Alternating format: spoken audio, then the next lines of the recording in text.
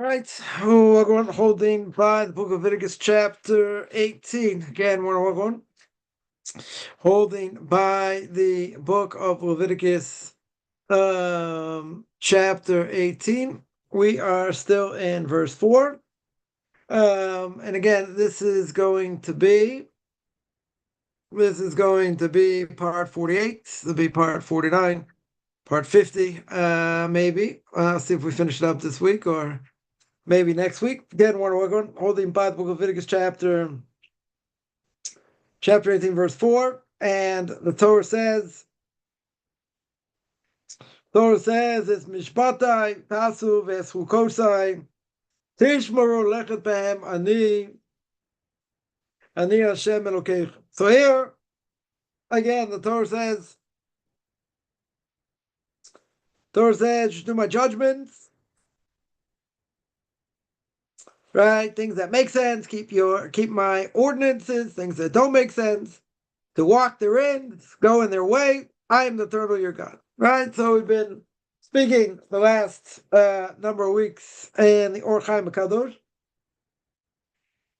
one of the great commentaries, more than 100 years ago. And we spoke last week. We brought in Rabbi Shimon Bar Yochai, and Rabbi Shimon Bar Yochai said, we brought down in the Zohar, according to Kabbalah, that basically you have 248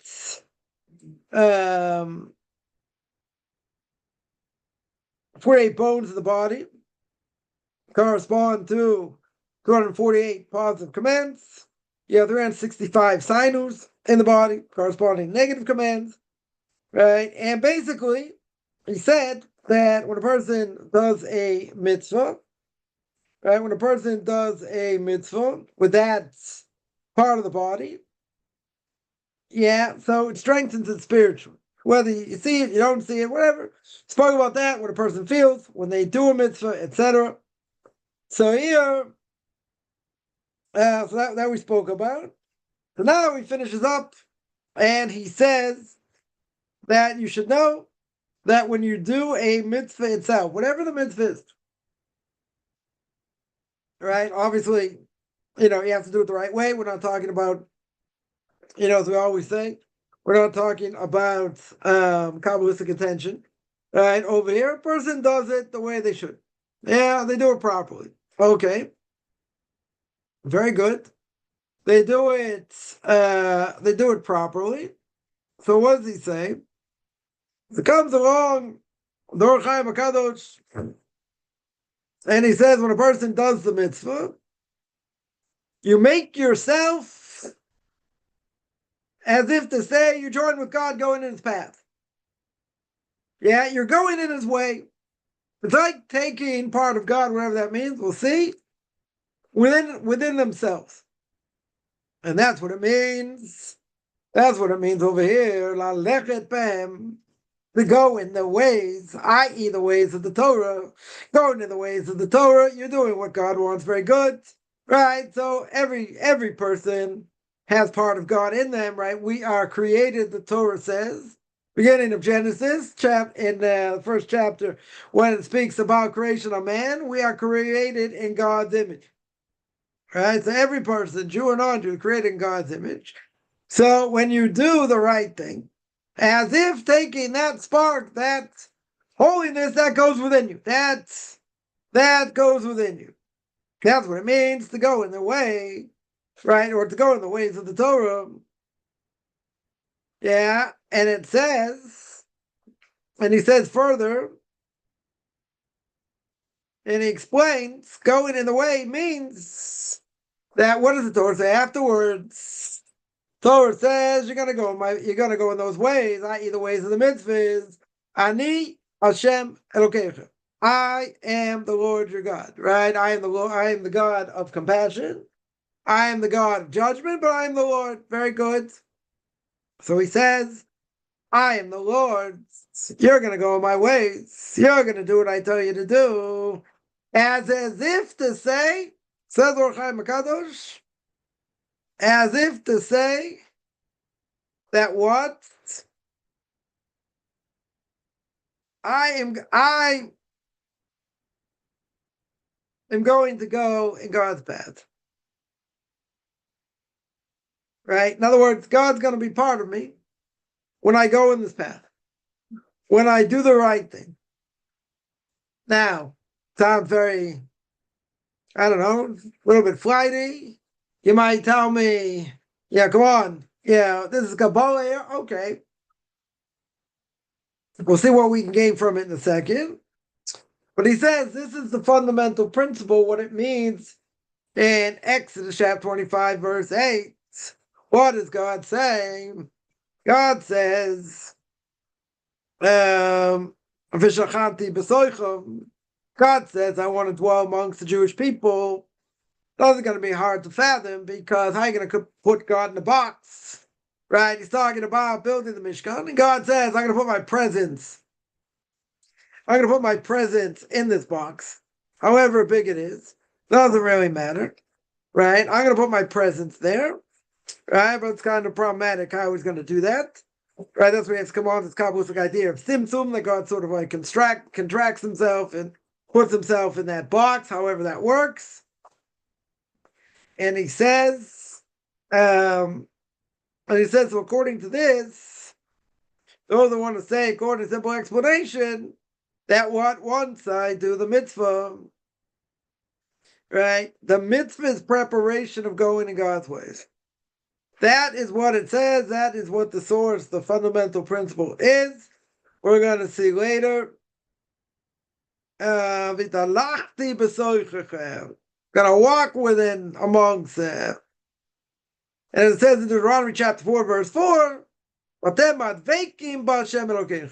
and you are going to attach yourselves, right, to the Lord your God. Problem is, obviously, God does not have a body. God does not have a form. Doesn't have a form. How are you going to attach to him? How are you going to, how are you going to attach to him? Right? What are you going to do? What are you going to do exactly? Right? What are you going to do exactly to draw close? Right? To draw close to him? By doing the mitzvahs. Okay, let's backtrack.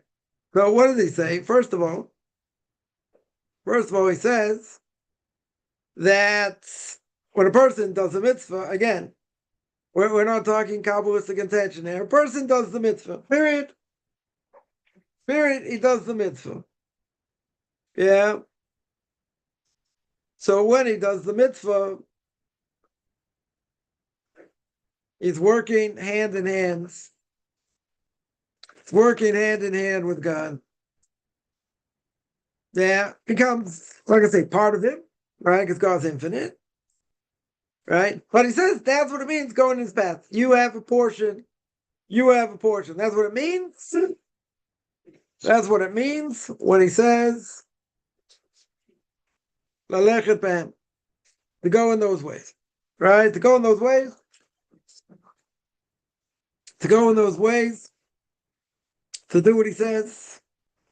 To do what he wants. And then it says, Ani Hashem. Then it says, I'm God, as if to say, I am going to go with God in these things, which is the fundamental principle of V'shalchanti b'soich. Exodus chapter 25, verse 8. God wants to dwell amongst the Jewish people.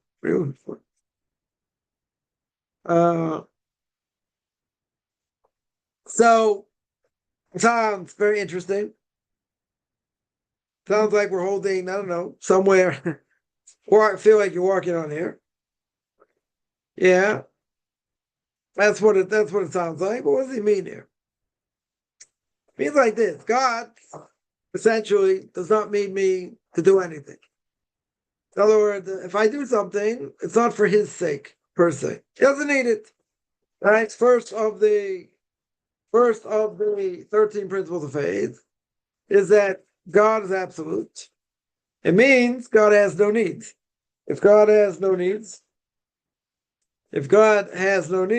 it means that what I do doesn't really matter, right, to him. In other words, I'm not adding to him. If I don't do it, I'm not subtracting from him, right? Bottom line, he doesn't need it. Why does he give me the opportunity to do it? Why does he give me that opportunity? It gives me the opportunity. It gives me the opportunity. It's for my benefit, right? It's not for him, right? As the Ramchal says in the beginning of Path of Justice introduction, right? God has no needs. So if God has no needs, the purpose is for me to draw close. If the purpose is for me to draw close, then the mitzvahs are for me, right? In other words, like, when it comes to prayer, what am I going to say? God, star, the moon, Saturn, those beautiful rings. God's like, yeah, I created them. Thank you very much. Nature, I love the rain. It brings things back to life. Thank you very much. Cold, look at the rest of the ground and all this. Very good. It doesn't need that, right? Even sure doesn't need it. It gives me the opportunity to draw close. So he says, anything I do, right? Remember, you have that spark. Everybody has that spark. So if everybody has that spark inside of them, right? Everybody has that spark. So whatever you do in a positive way, right? Let's make it very simple. In a positive way, whatever you do is going to draw yourself closer to him. Because he just said before that what in the name of Rabbi Shimon Bar Yochai, that name Rabbi Shimon, that whatever mitzvah I do, positive commands, right? Positive command or negative command. Whatever I do strengthens the body, right? Strengthens that, whatever it is, that part of the body, or maybe the entire body, going to strengthen it, right, in spiritual terms. Right? Now, again, maybe sometimes we're more inspired, less inspired. That's what it's supposed to do. That's what the mitzvah is supposed to do, right? That we spoke about. But here he's telling you, if I go in the right path and I do what he wants, and again, he's not talking Kabbalistic level here. I mean, even though he's really speaking, in Kabbalistic terms, but he's not talking about doing the mitzvah, according to Kabbalah. That's not what he's talking about. He's talking about you have an opportunity to go in his ways, to go in his path, right? He's giving you an opportunity, right? And he says there's a fundamental principle. What's the fundamental principle of Torah? What did God want more than anything else? It says, Exodus chapter 25, verse 8, Shachanti b'soichom. What does God want? He wants to dwell amongst the Jewish people. Okay, right? In spiritual terms, that seems like an impossibility, right? A tremendous impossibility over here. Because you're not going to put an omnipresent being in a box, right? Either the box is 3 football fields long, and 2 football fields wide or whatever. No matter how big it is, you're not going to put an omnipresent being who essentially is not bound by time or space. You're not going to put him in a box, right? That's kind of hard to understand. But what's he telling you? He's telling you that when a person does a mitzvah, and they go in the way that he wants, right? He said simply it means it's just like God wants to dwell amongst Jewish people. However that works, God wants to dwell among us, very good. So what happens when I do what he wants?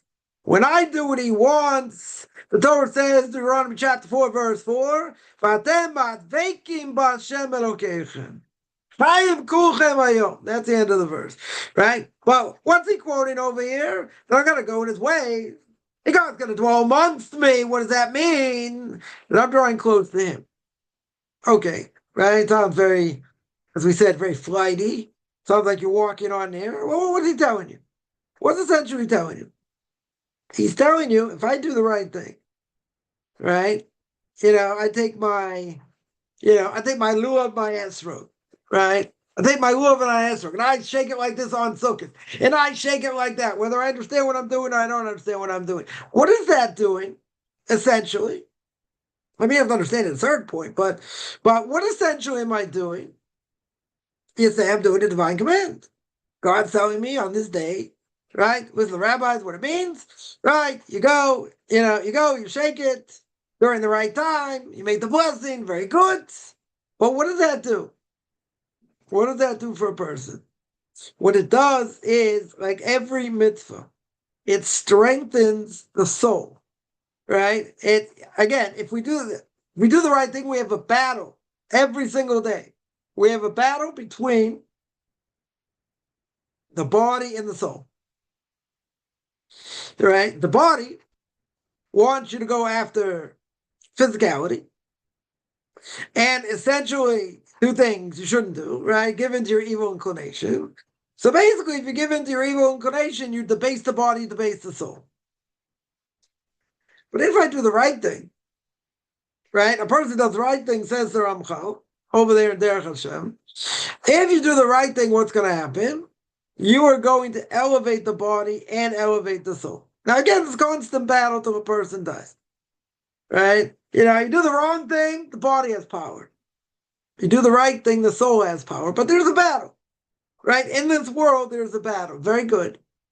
Now, the Book of Leviticus says that it says in Shar Bechina, the gate of extinction, I guess we'd call it, instinctiveness. He says over there that we, i.e. the soul, is at tremendous disadvantage. Right? Again, we said there's a battle between body and soul. Why is the soul at a tremendous disadvantage? First of all, the soul is not from this world. Soul comes from above. Yeah, soul comes from above. Very good. Now the body, from when a person is born, the second a person's born, what does that child want? Can't do anything on its own, right? It's been protected in the mother's womb for 9 months, eating and getting all its nutrients from the mother. Very good. Comes into the world. Welcome to the world. Can't do anything itself. Can't do zero by itself. So, but from that second on, that the child is born, what does the child want more than anything else? Physical comfort. That's what it wants. Wants to eat. Yeah. Wants to be changed. Wants to sleep. It's a cycle. It's a cycle. Then it gets bigger. The baby learns, how to crawl. Learn how to walk. Learn how to do other things. Right? Okay.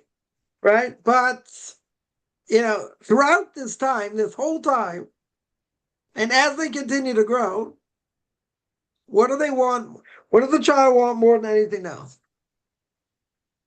Physicality. They want to enjoy this world. So says the Book of Leviticus, if that's the case, and for so long, until they're able to start doing mitzvahs, even at a very young age, and whatever they understand, yeah. At that point, when they start doing things, right, the body already has a tremendous amount of power. Why?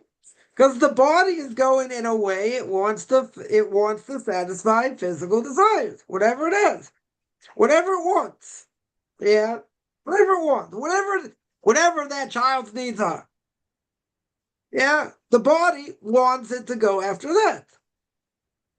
So says the Book of Leviticus over there, the soul, even if we say the soul is very powerful, it mitzvahs have tremendous power.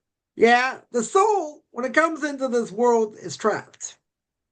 Right? As Ramchal says in Derech Hashem, the soul gets trapped. Okay. Now, once the soul is in the body, really, the soul is so powerful, what should happen? It's so powerful, the body should explode. That's what should happen.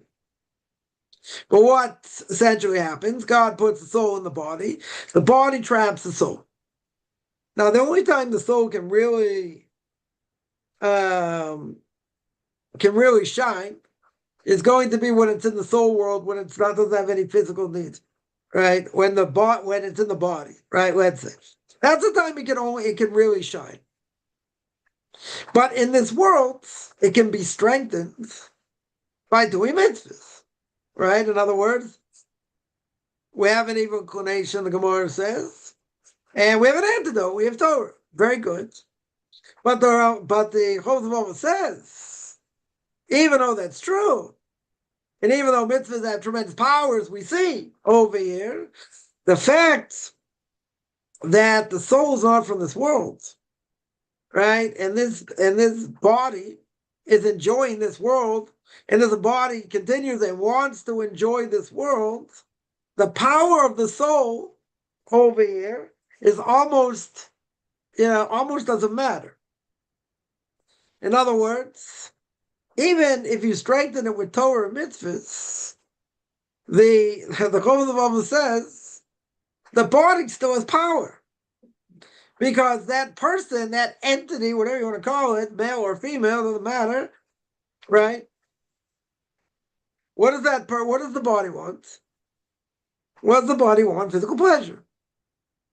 And since it's born, that's what it wants. So exponentially over time, you're going to say, the soul is so powerful. Once kid starts doing mitzvahs, right? We said before, mitzvah gereres mitzvah, vera gereres avera, as it says in Perkei Avos.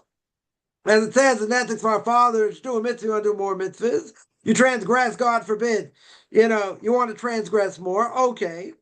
But in this case, if the person's only going after physicality because doesn't know anything else, right, it gets stronger. The desires in the body get stronger over time. Since it gets stronger, how is it possible? And this is pretty miraculous. But how is it possible that if I do a mitzvah and I take my lulav and esrog and I shake it like this and I shake it like that, or I make a blessing or whatever, how in the world does that offset physicality? The physicality is already built up, right? Give an example. Person, let's say for years, this is kind of gross. We won't get too gross here. Imagine a person for years and years never brushed their teeth, right? Never brushed their teeth. Well, forget about bad breath and everything else. Okay, look at all the garbage, the plaque and whatever in your teeth. Now, is it possible? Is it possible any of those teeth that you have are not going to be, are not going to have cavities, right? Hard to imagine. You have this whole huge buildup of plaque, humongous buildup of plaque, right? So let's say for a number of years, person never brushed, not once, with anything. Yeah, you'll be lucky if you have your teeth left. But even without that, let's say you still have your teeth. Okay, even if you have your teeth, how much work is a dentist going to have to do, right, on that mouth of yours that you never worked with toothpaste or flossing or any of these things that are going to strengthen the teeth? You didn't do anything. Is it going to take a while? Probably, if you have any of your teeth left, right? The dentist is going to try and save as many teeth as possible, probably. Is it going to be an easy process? It ain't going to be an easy process. Yeah, I could say some of them. Not going to say not, maybe. Or maybe a lot of them already fell out because they rotted. Whatever it may be. Yeah, so maybe because of technology, maybe, say more than not. Okay. But in general, with all the plaque buildup and everything else, it's going to be a, one-stop drop formula here. How are you going to, strengthen the teeth? These teeth are, a lot of them are going to be rotted out. Going to be almost impossible to save. Maybe some of them, maybe. Maybe some of them you can save. Okay, we'll be generous here. But a similar thing. In other words, you got all this plaque buildup, right? How is this technology going to stop the tooth from rotting? I'm not saying it can't, per se, but I would think many teeth are going to go by the wayside here. If they don't already, if they don't already fall out, there's going to be no way to save them. First, how many root canals are going to need, how many teeth are going to have to be pulled, and all that. So again, maybe it's not a true comparison, but if you think about the buildup, of physical needs that a person has, starting from a very young age. Yeah. Once the person, let's say, starts doing, Torah mitzvahs, and you start to try and offset that, right? Try and offset the negative over here. Okay, right? Is that going to be, is that going to be an easy thing? I don't think it's going to be an easy thing, right? Comes the Host of Office and says it's going to be downright almost impossible. Why? Because it's as powerful as mitzvahs are, as we see, what it can do in the body and strengthen the soul. That's beautiful. But the body still, even if you're trying to strengthen it by doing mitzvahs, what does the body still want? What is used to? The body wants physicality. Body wants physical pleasure. Now the soul, through the intellect, person has to convince themselves that the right way to do things is not to give in to all these physical desires. Because once you do, even at a small level, what are you doing? So you're feeding it. And when you feed it, guess what? It needs more. And it needs more, right? The cycle never ends, right? The cycle over here never ends. Why? The reason is very simple, because the more you have, the more you want, right? It's already part of you. It's part of your psyche. So once it's part of your psyche, as we always say, it's very hard to fight. Very hard to fight, right? Seemingly, what you have to do, which is not going to be so easy, right, is to detox. It's basically to go to the other extreme. Yeah, because if you let these things in, what does it do? It fuels the fire. When it fuels the fire, it's very hard to stop. Now, again, sometimes maybe a person has, more desires, less desires, or under more pressure, whatever it is. So they have to fulfill, whatever certain needs they have, right? But Torah's not Torah's not the end all things. So you're going to say, I've had these desires so long, I keep giving in to them, and Torah's not helping me. Yeah, for that argument.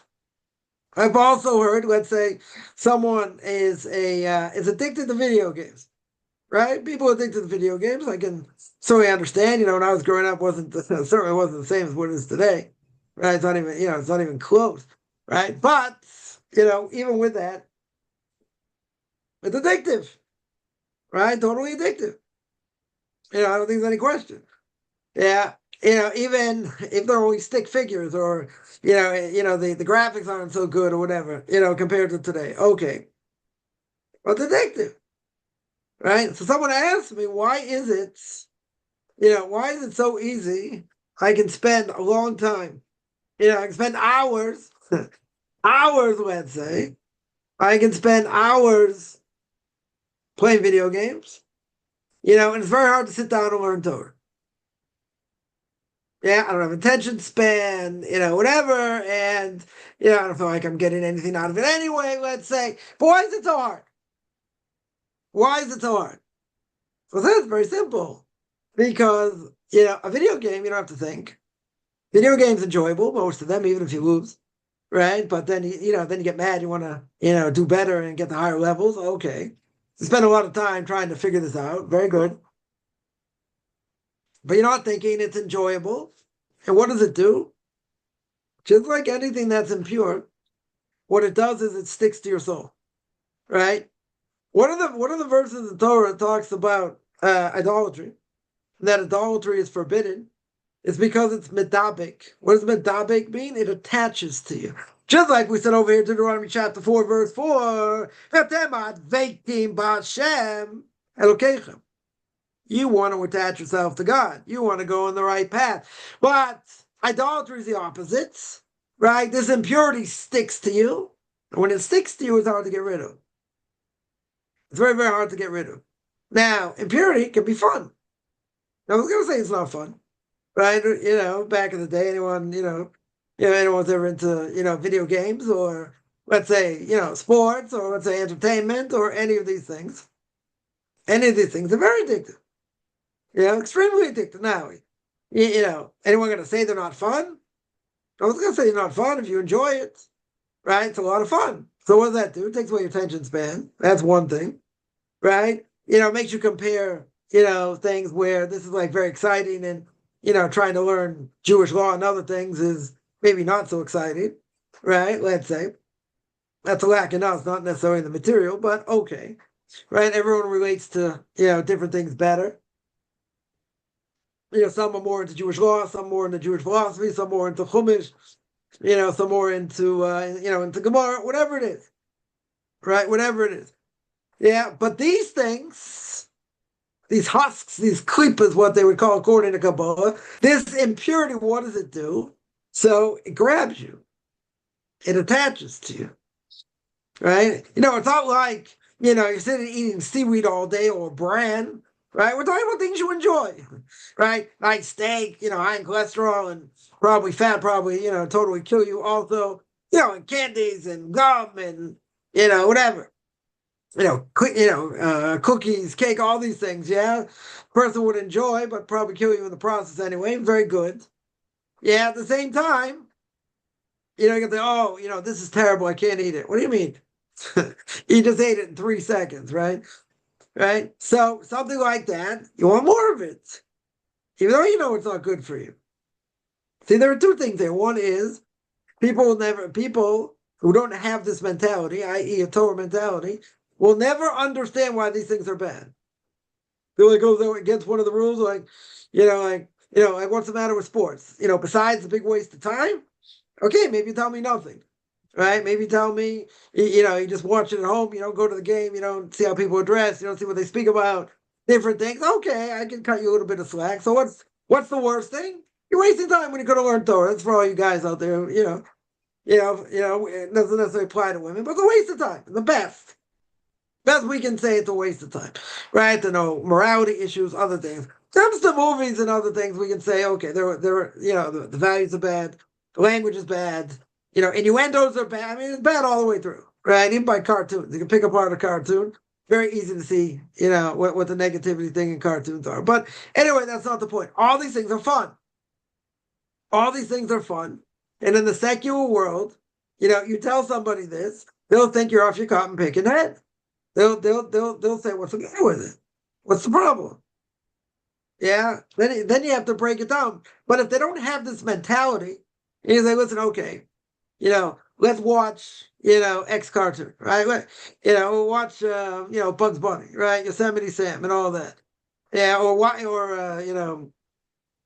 you call it? Wile E. Coyote, right? I remember, Wile E. Coyote, right? Back in the day. Okay, Tom and Jerry even, right? These things are fun to watch if you enjoy watching it. Yeah, if you enjoy watching it. You can pick apart in 5 minutes easily. Is there anything negative that this would go against Torah? Yeah, plenty of things. Right? That's not the point here. But if you were to tell somebody who does not have this mentality and is not thinking in those terms, like, what are you talking about? Why are you overthinking this? Yeah, it's fun. Kids enjoy it. Well, don't you think it might lead to more violence if these things are violent? Nah, people aren't going to do certain things, and even if they do, it's contained. It's not the end of the world. They play pranks on each other. Like, what's the big deal? Well, the values are bad, right? But someone who does not have that mentality will never see it. They'll think you're like part of the Taliban. They'll think you're absolutely off your cotton picking head, right? As we said, they'll think you're crazy. They'll think, oh, what's the matter? You can't have fun. What's the matter? You can't enjoy things, right? What? Oh, is it against one of the rules? What's the goal of life? What is the goal of life? The goal of life, as we just said, the Or Chaim says that when you do a mitzvah, it's like you attach yourself to God. God wants to dwell amongst the Jewish people. It's like He's dwelling in you by doing the right thing. And vatemat vekim b'Hashem Elokeichem chaim guchem hayom. Deuteronomy chapter 4, verse 4. You are going to attach to the Lord your God, and that's going to give you life. That's going to give you life. And if I don't do that, what is it? It's darkness, like death. Right? That's why during Hanukkah we call the Greeks Koisha, call them darkness. Look what they brought to the world. Look at the Renaissance they brought to the world. What's left of the Greeks today? Right? What's a couple statues, get the Parthenon. What do you have left from the Greeks? Right, when it comes to architecture, you got some things here and there, But you say we live in the Greek world. We are part of this Greek world, true. Education, all part of the Greeks, worship of the body, athletics, all that, theater, that's all part of the Greeks.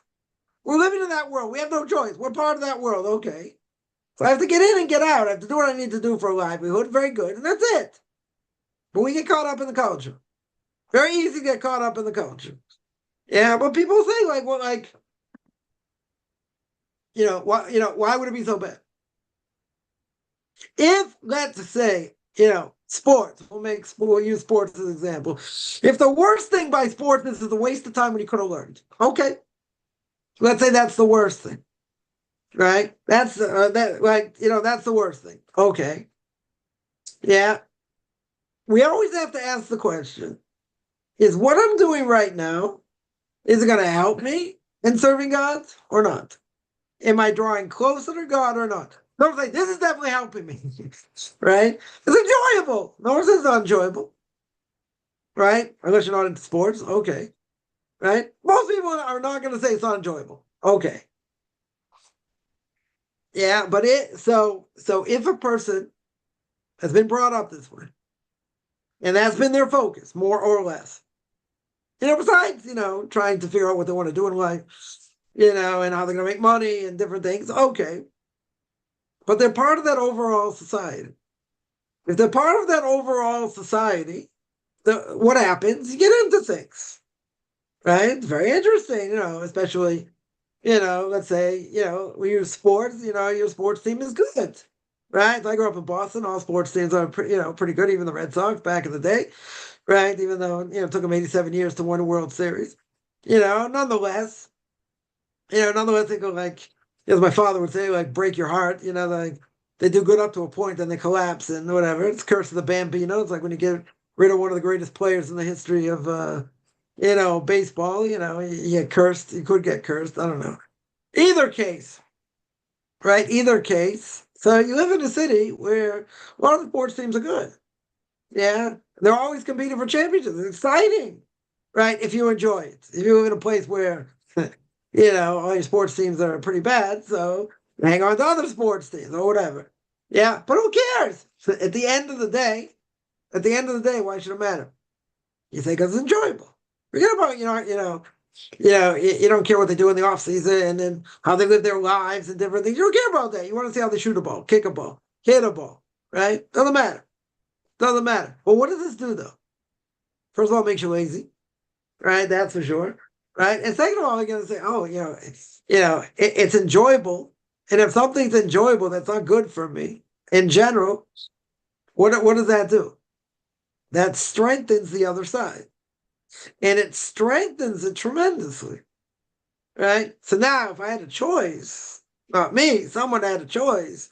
You want to sit down, watch a game for an hour or this or that, or do you want to, or you want to learn Torah? Well, who's playing? Who's playing the game? Where are we holding the season? We in the playoffs yet? What's going on? This is more exciting, right? This is for sure more exciting. Doesn't mean the Torah is not true. Doesn't mean I don't have an obligation to learn, right? And today, rabbis are teaching these schools, even the best of places, you'll say, okay, there are worse things to transgress. That's true.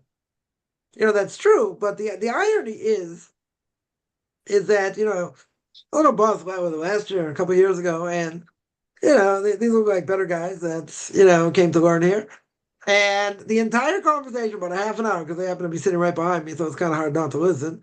Right? Every nuance of what was going on in New York sports. So I was up to date. By the end of the, when I had to get off, I was already up to date with what's going on in New York. With all different sports teams and, and their commentary, their commentary on the whole thing and what they should do and what they should trade and what they should get rid of and, whatever. Yeah. But again, these are better guys. These I think we're better guys. So someone said, what'd you expect? I didn't expect anything. Yeah, I wasn't expecting anything. But think about it. Think about it. I would ask them what they were learning. Yeah, what tractate of Gemara were they learning? Where are they holding? So, I'm in, page 3b, 6a, whatever it is. Okay, What's talking about over there? Well, you have, there's a difference of opinion. You have this, you have that. Like you delve into it. You delve into it. You have this whole, you have this whole conversation. Yeah. The other things they remember verbatim. Verbatim, they can tell you. They can tell you things from 10 years ago. They can tell you things from 6 years ago. Yeah, because that's important to them. When it comes to what's really important, i.e. Torah, they don't remember. When Torah is something, obviously it's a hard thing, right? There are three things hard to acquire in this world. One of them is Torah. One of them is the land of Israel. One of them is Olam Haba. All right. So the Gemara in Brachos asks the following question. Right, there's a contradiction in verses one and two, one in the Book of Psalms, and one somewhere else. That one place it says you're never allowed to fear, you're never allowed to be afraid, and in one place it says that you should be afraid. Yeah. So now, what's it talking about? What's it talking about where I should be afraid?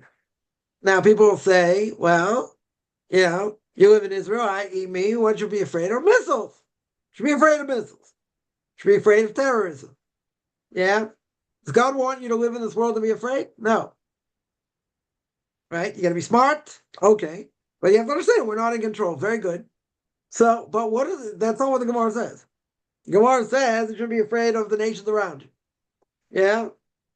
Doesn't say that. Doesn't say you should be, afraid of what they're going to do to you and what potentially could happen and, all these different things. I can think of a number of scenarios. What does the Gemara answer? The Gemara says, you know what you're allowed to be afraid of? What you should be afraid of, let's say better. What you're obligated to be afraid of? That you forget Torah. Now, how many Orthodox Jews walking around today are worried about forgetting Torah? I'm not going to say everybody doesn't care. Certainly not, because, there are different learning programs where the main base of it is a lot of review. So you won't forget. You'll go over it, you'll go over one page like 10 different times, 10 times, and then you go over it again and again and again until it's like second nature. So you know every last word, that's there. Okay, very good. So that's important. You have, a number of programs like this. It comes to Jewish law, it comes to Gemara, right? People get tested on it. It's a huge thing, right? The huge thing is taken off unbelievably. Yeah, in order for a person to remember what they learned, because we don't always remember what we learned, and if you don't, if you learn and you don't review, that's worth nothing. Worth nothing. Because how are you going to retain it if you don't review it? Now, people want to learn new things. People don't necessarily want to review. Review's not, necessarily so fun, but okay. The Gemara says you should be afraid of forgetting what you learned. So that means a person, when they learn, they have to review. Because if you don't review, what's going to happen? You will forget. Now, there are many laws. Let's say, we'll use the laws of Shabbos, for example. Shabbos is a very good example. Shabbos, the Chofetz Chaim says, and its introduction to the Mishnah Berurah, that's its third part of Orach Chaim, of all the laws about, waking up in the morning and prayer. So the whole third volume is all about the laws of Shabbos. Right, and part of the fourth volume also. The Chofetz Chaim there says, if a person does not review these laws, he says, you will forget. So very brought down, very interesting. And, the parsha we just read, the beginning of Parshas Vayakil. Right, at the beginning of Parshas Vayakil, it says that you gather all the people into, and teach them about the importance of Shabbos. Yeah, and the question Rashi asks and others ask over there is, what's the connection of building the Mishkan? Because we just went through chapter after chapter about the menorah and about the shulchan, about the table and about the chutzner, the courtyard and the beams and the clasps and all these different things. And then it says you got to keep Shabbos. What's the obvious question? I already know I have to keep Shabbos. Right? Well, the Shabbos are given to Mount Sinai, part of the Ten Commandments. Very good. Some of the laws are given before Mount Sinai. Very good. Some afterwards. Okay. Why are you telling me now? Right? Chapter after chapter, the loops, the clasps, the beams, the laver, the basin, all these things. And now I have to keep Shabbos. Of course I know I can keep Shabbos. Comes along Rashi and other commentators, and they say, guess what? What's the connection? They ask the question, right? They ask the question, what's the connection? What's the connection between building the Mishkan, the tabernacle, and Shabbos? So what's the answer? So Rashi says very clear. The answer is whatever's forbidden in the tabernacle, you're not allowed to do on Shabbos. Does not supersede Shabbos, right? It's forbidden, right? So you learn whatever was done or similar. These are going to be offshoots. These are going to be offshoots. Would be a rabbinic prohibition. Nonetheless, anything similar, you might come to a Torah prohibition, a worse prohibition. You might forget it Shabbos, and you might come to a Torah prohibition. Right? That's why I have so many laws and laws of Shabbos. But even so, so Mary brings down on Parshas Vayakil, and he says like this. He says that you have to delve into them, into the laws of Shabbos. You have to constantly review, because there are many things that if a person is not careful, you don't know fully what to do. You will transgress. Like, the Holy Chaim is not cursing anybody. He's telling you the facts. There are so many laws, and it's so complicated that if you don't constantly review, you will transgress. Already brought down 10 different things. 10 different things that could be a stumbling block for people in the laws of Shabbos. But he said these are things people do on a weekly basis. Right? So he said, I'll give an example. Right? So I'll give an example. So he lists 10 different things. 10 different things. 10 common things. Yeah, and if you're not careful, you transgress this. And if you do this, you transgress that. Right? There's 10 different things. So he says, he's not the only one, obviously, many others say the same thing. That if you don't constantly review, then you will forget. Not only will you forget, but you transgress over here, right? And you can be transgressing on purpose. You don't know. You can be transgressing on purpose. Yeah, and what's the punishment? Death penalty. I know we don't give the death penalty today. It's a severe prohibition. It's the most severe prohibition, right? Which is death penalty. So he says if you're not careful and you don't review, that's what could happen. Again, it's not a curse. Not coming and saying, we're going to curse you in this. No. He's telling you if you don't do it and you don't review, you'll forget. Right? But this brings up a bigger question. And the bigger question is what the Gemara Bracha says. That the only thing I should be afraid of, not that I'm afraid to walk down the street, not, the fear I'm going to get mugged or it's going to be a terrorist attack or who knows what, with everything going on in the world. That's not the fear. You got to put your best foot forward. You got the things to protect yourself. Okay, you got to be smart. You can't go against Coppin 614th commandment. Don't be stupid. You got to, but it's not a guarantee either way, right? Who knows? What can happen? You walk out the door, you don't know what's going to happen, right? At the same time, you put your best foot forward. But what are you allowed to be afraid of? The Gemara says the only thing you're allowed to be afraid of is that the Torah is so precious. How could you forget it? Right? In other words, a person should know Torah so well, right? This applies more to men than women, but a person should know Torah so well that wherever they get asked a question, they can answer like this. They can answer very quick. They have it, in the back of their hand. That could be sometimes things are, more confusing, whatever. Okay. But at the end of the day, a person doesn't know what to answer. A person should know what to answer. Now, how many people walking around today? I didn't take a survey, right? But how many people walking around today this bothers them? In other words, they can't sleep at night because of it. So again, I didn't take a survey. I'm not gonna blast, every single Orthodox Jew out there, right? But I don't think, the vast majority are worried about this. Yeah, if they want to learn, let's say a person works, yeah, so they only have a certain amount of time to learn. Okay, so whatever they're going to learn, what is about how much they remember, Or just, okay, they're going to learn, say Passover's coming up, so you got to review the laws. A lot of laws to review, right? Especially during the Seder, a lot of different things. Okay. So there's certain things, every holiday comes up, you have to review, right? You have to go back and you can't just go back on memory. You have to review. Now, if a person already knows a lot of the laws, very good. So the review goes quicker, right? You cover more ground. Okay. I mean, you have to find the time, a person's busy cleaning also and whatever. So before the holiday, very good. So you brush up on that. Maybe, you learn a little bit, about the Haggadah, you say something's over from the Haggadah, whatever it may be. But a person has to find time to learn.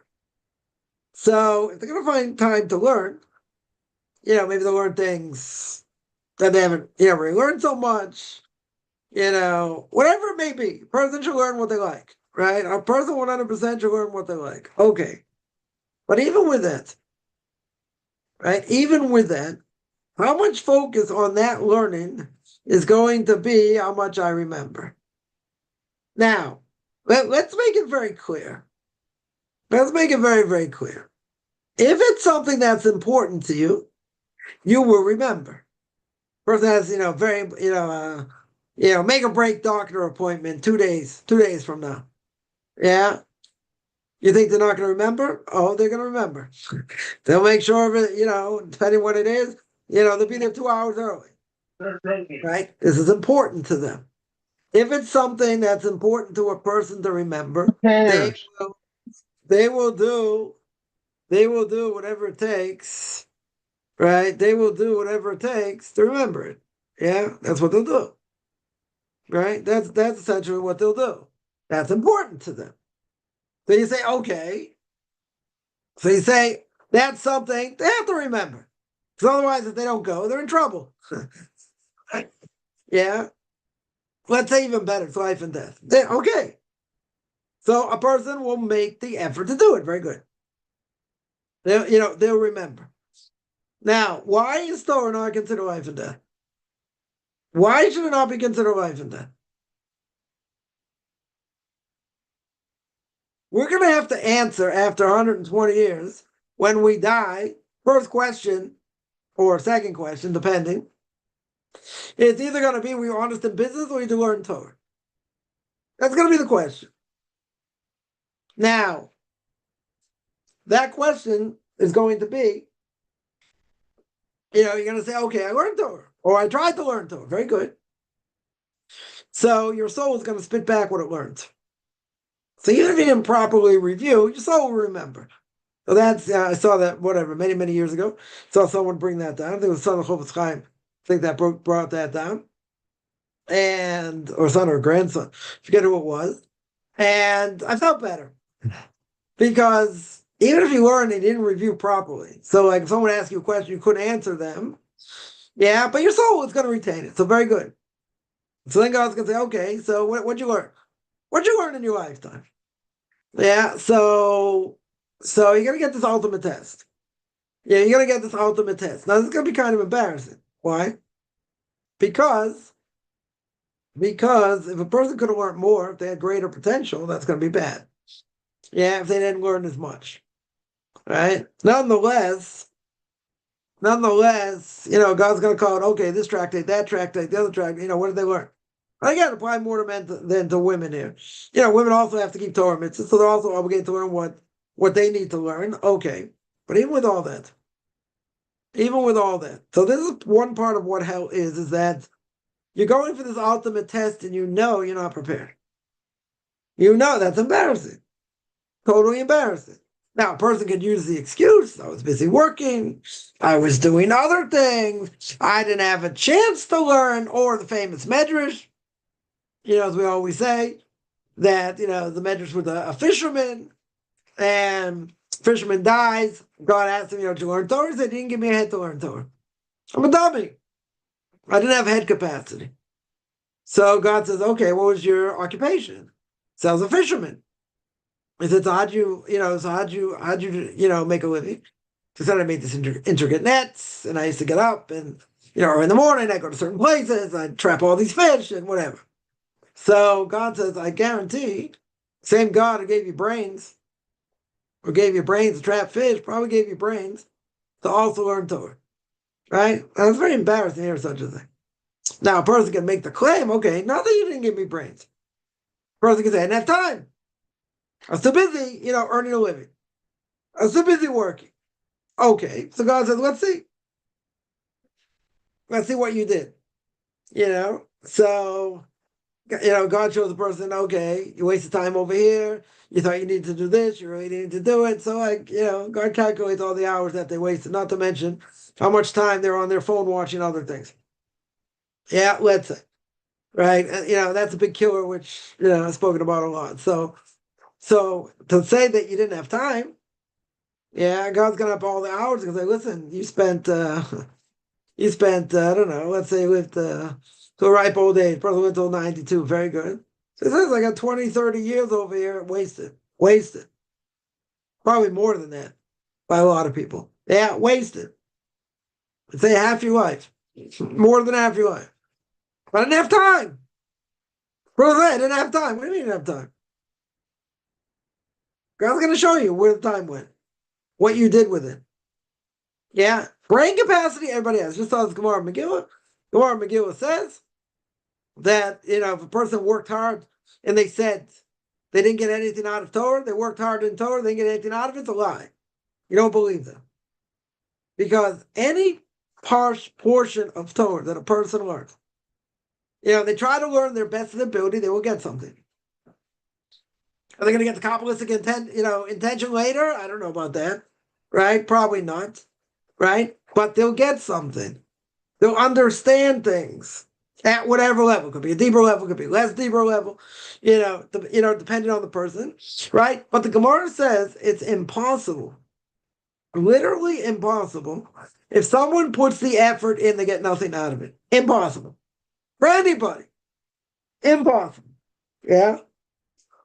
You have to put the effort in. Right? You have to put some effort in. And even if you put in a little bit, even if you put in minimal effort, you gotta tell me a person's not gonna gain, they'll gain. If it's true Torah. Right? We're not talking make-believe things here. Yeah, if it's true Torah, you'll get something out of it. There's no question. Because anybody in this process, wherever they came from, if they've learned a little bit of real Torah, they gain something. They for sure gain something. And over the years, the more knowledge they put together, what I call building blocks, the building blocks they put together, what's going to happen? They'll gain more knowledge. Maybe less knowledge in certain aspects of things, more knowledge in other things. Okay. But they are going to gain. There's no such thing as someone who's not going to gain. No such thing. If they put in the effort. Again, some will gain more, some will gain less, but nobody's not going to gain. Right? So the question will be, you didn't give me the brain power. You have brain power. You're not mentally challenged. You have brain power. Now, you could use brain power for all kinds of things. Right? You see, there are people that can be, PhDs, called Pilot Higher and Deeper or Papa Has Dough. They could be unbelievable geniuses. Yeah, but, Torah doesn't go. Now, that could be for a lot of different reasons. A lot of different reasons. Yeah. One example, use one example because I just heard someone speak about it, is, in Korea, they say the Jews are so smart. Right? Jews are so smart. What makes them so? They did research. What makes Jews smart? So they came to the conclusion it's learning Gemara. Right? It's learning Talmud. So what they do? I think they also translate. I think someone translates to Korean also. Well, they bought all these English Gemaras. They have, art scroll Gemaras. And they were learning. I think after a couple of years, they saw it. Didn't make them smarter. Right? Didn't understand. Right? Yeah. Some of them just didn't have a clue what was going on because obviously you need a teacher to teach you, right? Gemara is something you can't learn on your own. Even in your own language, you can understand the language, right? If it's translated right. So that's not a problem, right? But the concepts you won't understand, right? A rabbi of mine, a blessed memory, told me once, confronted by whatever when he was younger, when he was a kid, I guess, or young adult, whatever, that two priests wanted to learn a certain tractate with him, in Gemara. He said they could repeat it verbatim, word for word, right? Page after page, they can repeat verbatim. There's only one problem. They're like a parrot. They didn't understand anything. He started asking them questions, like basic questions. Wasn't trying to trick them per se. He said, okay, Abai says like this, Rava says like that. What are they arguing about? What are they arguing about? Right? Okay, you can tell me what they say. That's good. Right? That's impressive. You can repeat what they say. I can also repeat what they say, but tell me what it means. We're not talking about Kabbalistic intention here. Tell me what it means. What are they arguing about? Yeah, what are they saying? Bottom line, what are they saying over here? They couldn't answer. Now, why couldn't they answer? They didn't have training. They can be brilliant. They can have over 100 IQ, but if you don't have the right training, that's not going to help you. Certainly not in this, because you have to be taught. You have to have someone who knows how to learn to teach you, because you're not going to get it on your own. So these Koreans, for a couple of years, they came to the conclusion. They said, well, even if it makes the Jews smarter, it doesn't make us smarter, right? It's not making us smarter like the Jews. Well, they're missing one major component of that, and that's another aspect of the soul that they don't have, right? So there was a story of someone who was actually not Jewish, was converting, was learning Gemara, which you shouldn't do until after conversion, but he was learning Gemara, and the guy, brilliant guy, professor, I think, whatever, brilliant guy. I heard the story, and wasn't going. He's like, why would I want to convert? Like, I don't understand anything. He goes to class after class. He's learning Daf Yomi, which you learn 2 pages of Talmud a day, and you finish the entire Gemara in 7 years, about 7.5 years. That's a pretty rigorous thing. But he said he's going for a month, for a long time. Nothing's going in. He sits there. He doesn't understand anything. Nothing. Right? Even a person explaining, like, asks questions, he still doesn't get it. Still wasn't getting it. Right? So, but he wanted to convert. He said, "What's going to happen if I convert? I'm still not going to get it." They told him, "No, I don't know why I tell him not to learn it." Well, before he converted, but okay, yeah, I could ask a question like that. But instead, what do they tell him? They said, "Don't worry, once you become Jewish, it'll all be settled, right? It'll be much clearer." The person didn't know what to do. Yeah. So what happened? First, they ended up converting. After they ended up converting, it started to go. Then it started to make sense. This person now is a big rabbinic scholar. Now he gives classes to others. But before he's learning, without even someone was teaching him, he didn't have the right soul makeup. It didn't go. And this person was brilliant. It has nothing to do with brain power, right? That's the whole thing. It has nothing to do with brain power. You can have a Jew that's a born Jew, right? Mother's a Jew, very good. Yeah, so they could be PhDs, MBAs, they could be who knows what, but they're not going to be able to learn on their own. They need someone to teach them. They can read it. Anybody can read it if you know how to read in whatever language. I mean, the Gemara is translated in a lot of different languages, English, Spanish, French, Korean, if you know Korean. I think that someone translated it. A lot of different languages, right? So it's not a question of the language. That's not the issue, right? The issue is that even if you can understand the words, it doesn't mean you understand the concepts, right? I get this all the time. People ask certain things, and it's very clear from what they're asking, they don't understand. It's not their fault. Even with ChatGPT or Rabbi Dr. Google, right? It's not their fault because they're missing information. Right? They're missing information. But, there are times people ask things that's, is above them. It's way above them. And they shouldn't even be asking the question. Right? Because, a person can't read the alphabet. What are you looking at that for? Right? So in either case, there's also an evil inclination here. If you would say, okay, this thing, whatever it is, you're not allowed to learn. Right? It's something that non-Jews shouldn't touch. Now, what do you think is going to happen? Oh, they say we shouldn't learn it. That's the first thing they want to learn. Okay. Yeah, it's like Rebbe or Breast Amendment when Torah Giants, the last generation would say, if I put in my book, and at the end of a paragraph, I'll say, okay, look over here, look at this source, look at that source. If I say look at the source, you'll never look at it. If I say whatever you do, don't look at it, that's the source you'll look at. Right? Say, oh, it's an uncensored, uncensored Gemara, but here's an uncensored Gemara. Oh, that's juicy. Let me look at that. Let me look that up. I want to see what the uncensored Talmud over here looks like. Yeah, very good. Very good. But if so Rebbe said on himself, or not on himself, he's talking about others. He said, if I write to look at a certain place, you don't look at it. If I say don't look at it, then you look at it. What does that mean? Right? Same thing over here. If a person is told, oh, that's not for you, right? You shouldn't be learning that. Or you should only learn it until I have to convert it. Like, you're going to say, oh, you shouldn't learn it. Shouldn't learn it. So what's the person going to do?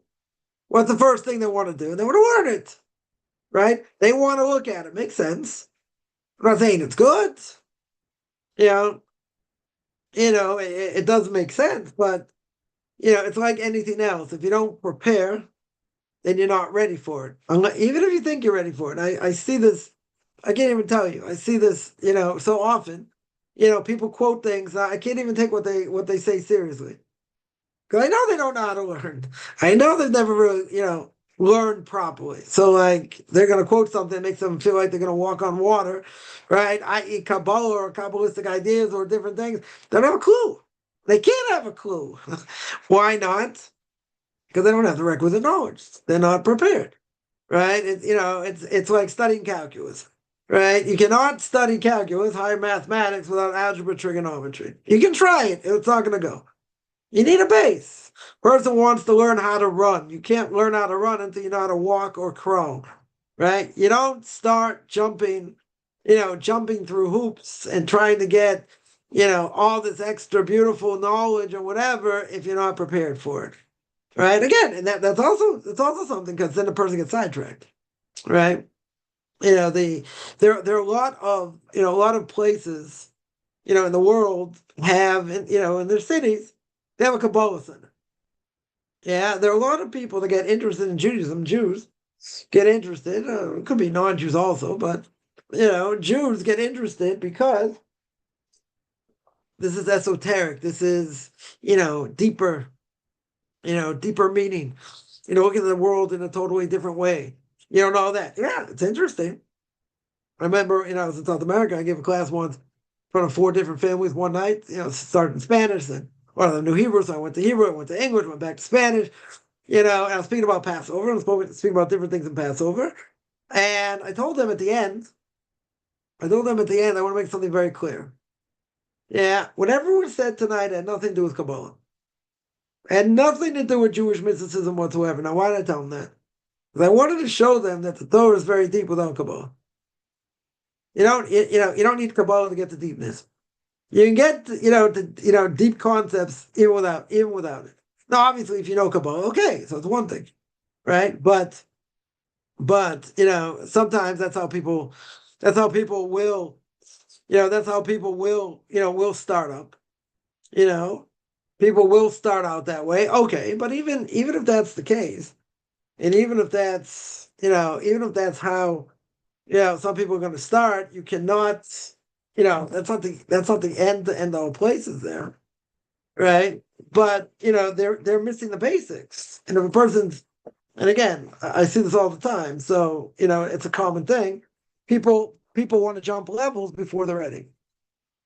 Right? They're looking at all kinds of things they don't have any concept about because they're missing the basics. Yeah, let me take a few questions here. Someone asks, all right, and saying addiction is in a way idolatry. Is addiction? It can be. Food addiction.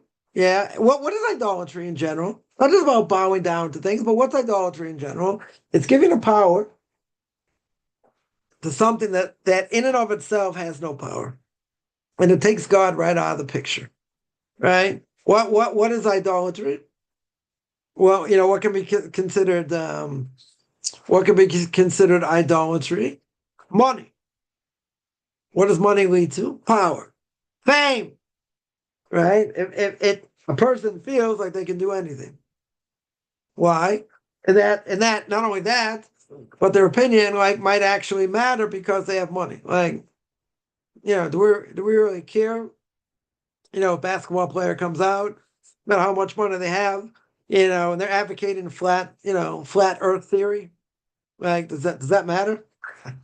Are we gonna take the person, seriously? The only reason it makes news is because the person's it's a basketball player, famous basketball player. Yeah, or you take, let's say, a direct movie director or an actor, whatever, Jewish to boot. So they start spewing things about what they think Judaism is all about. Yeah, which happens sometimes. It's like, oh yeah, I was born a Jew, but yeah, it doesn't really mean anything. And I can't believe all these things really happened. And why would I keep it? But like, why would I care what they have to say? Show me you can read the alphabet. Show me you can read from a prayer book. Yeah, and you can tell me at least what some of the words mean. To me, that'll be more impressive, right? But most of them can't do that. Why can't they do that? The obvious why. They're not interested. They're never trained in it. Maybe they were, but let's say they had a bar mitzvah, okay, but that's where it ends. That's where the Jewish education ends. So because they have power, fame, money, whatever, I'm going to take what they say seriously. Like, when it comes to these type of things, like, really?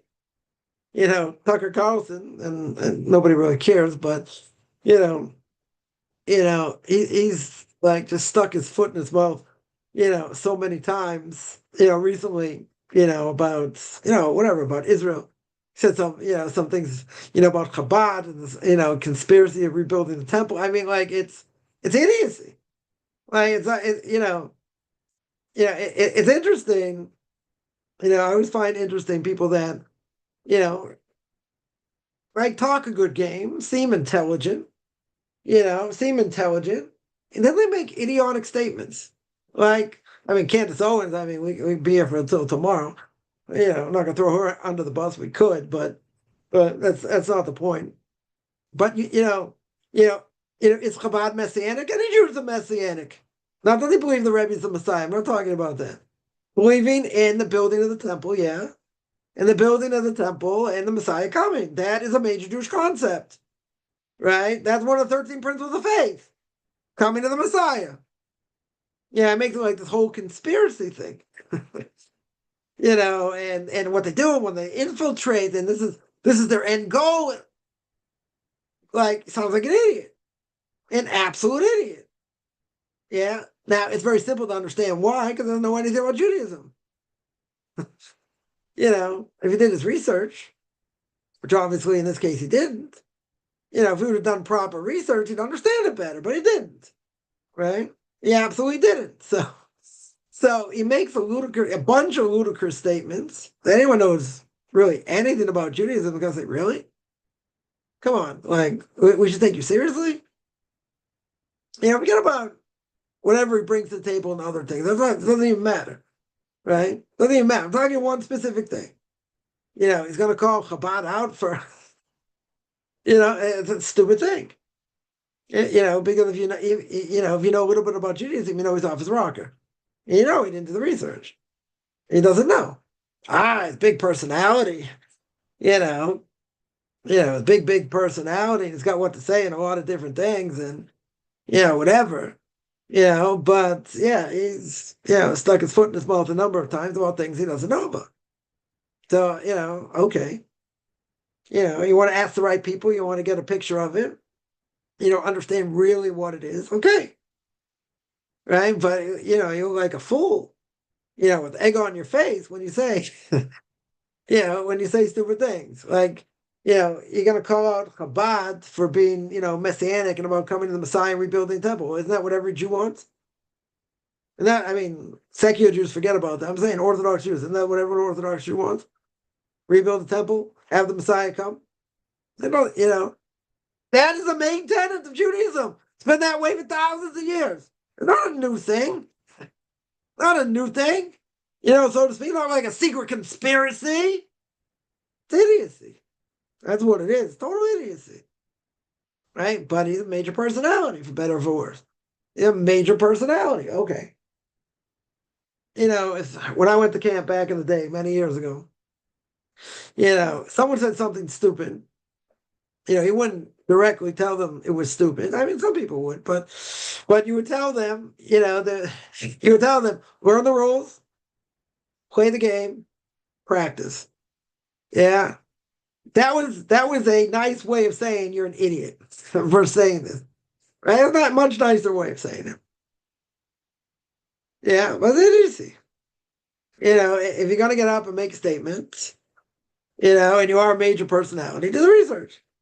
Right? But you see, people twist things and take things out of context, take things out of context. I mean, it's it's yeah, not to mention it's anti-Semitic in many ways, but it's just idiocy. Because whatever they're touching on, it's clear they didn't do the research. Clear. Or even if they did, they just, misconstrue it, and make it look whatever they want it to be. So the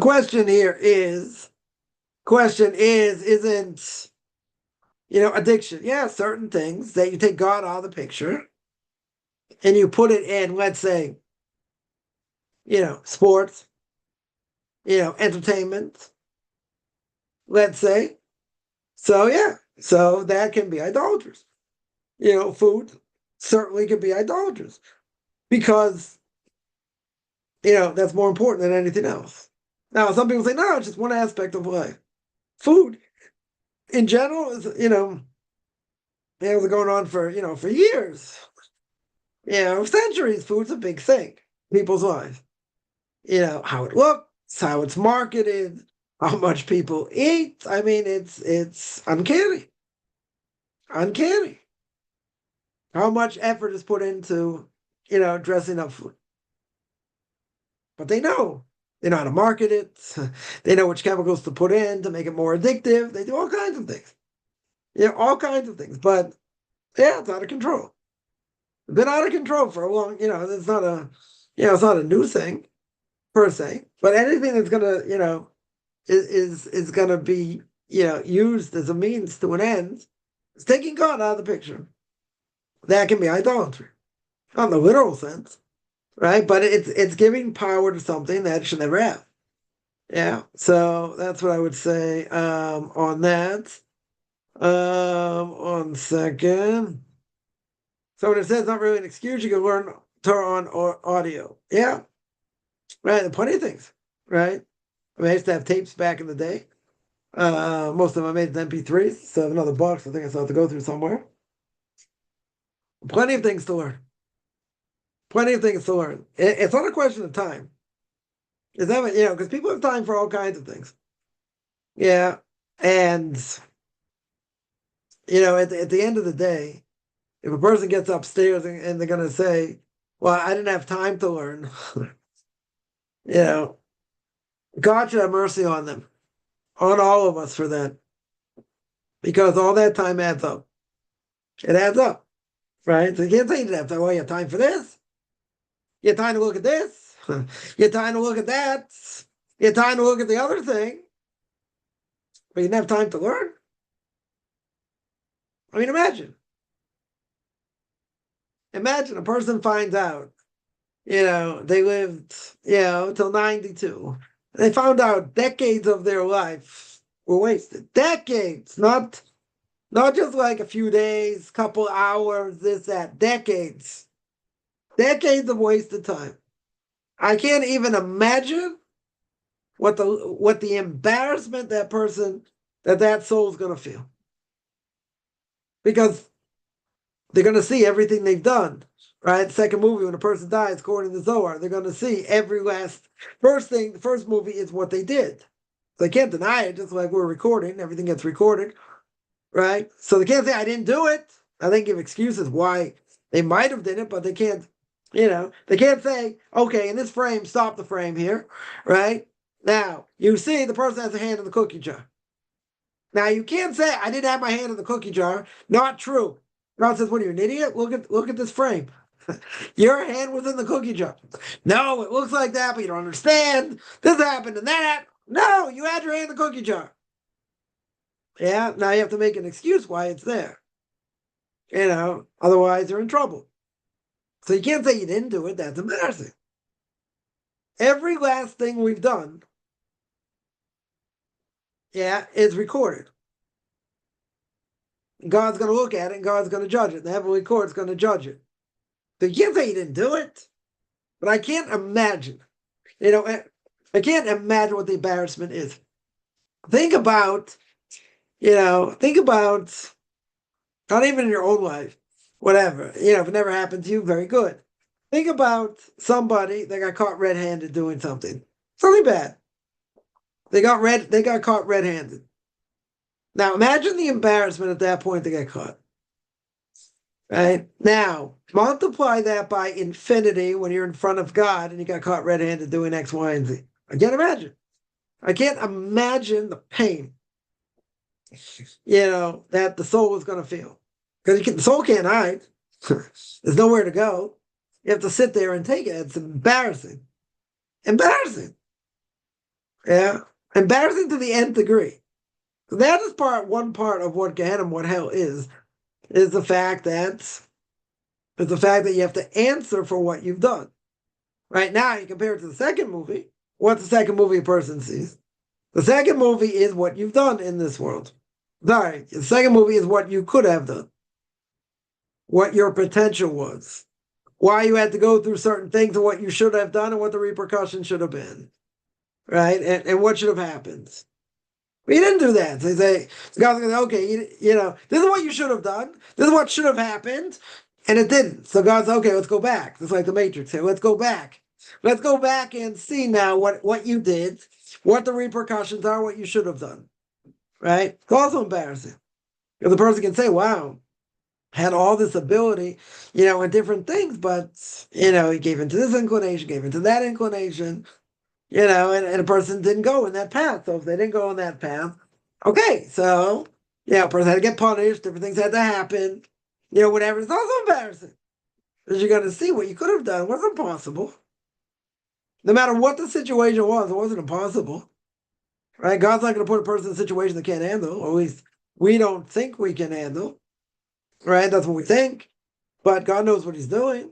So obviously, a person can't overcome it. Now, it doesn't mean it's going to be easy by any stretch, but okay. So in such a case, God says, but you could have done this. And you should have done that. And you should have done the other thing. And look what you could have done. And look what you could have been. I can't imagine embarrassment. Can't imagine. I would say better to be embarrassed in this world, than be more embarrassed there. Right? But that embarrassment is, like I said, can't imagine. Can't imagine. Someone there says, right, there's an excuse people can learn anything today, right? Everything's in English, by the way, also. There's I shouldn't say everything, a lot of things have been translated. So the Torah, Tanakh, the Gemara has been translated. No one's got an excuse. You say, I don't have time, I don't have this, I don't have that. Okay. But, I'll give an example, I became religious. The translation of Gemara was Sonsino. Anyone's ever seen the Sonsino Gemara, you can check it online. The English is like incomprehensible. It's like, I don't know who wrote the English, but it's like incomprehensible. The Aramaic is actually easier. Yeah, so, what Hard Scroll did was a huge benefit. It brought things to the world, that no one would have any access to whatsoever. How many people today, if they never learned in yeshiva or whatever, be able to learn Gemara without Hard Scroll? If Hard Scroll didn't come and translate it, people would be limited, tremendously limited. Translated Tanakh, translated, Jerusalem Talmud, the Babylonian Talmud, all kinds of things translated. Right? So you're right. There are no excuses.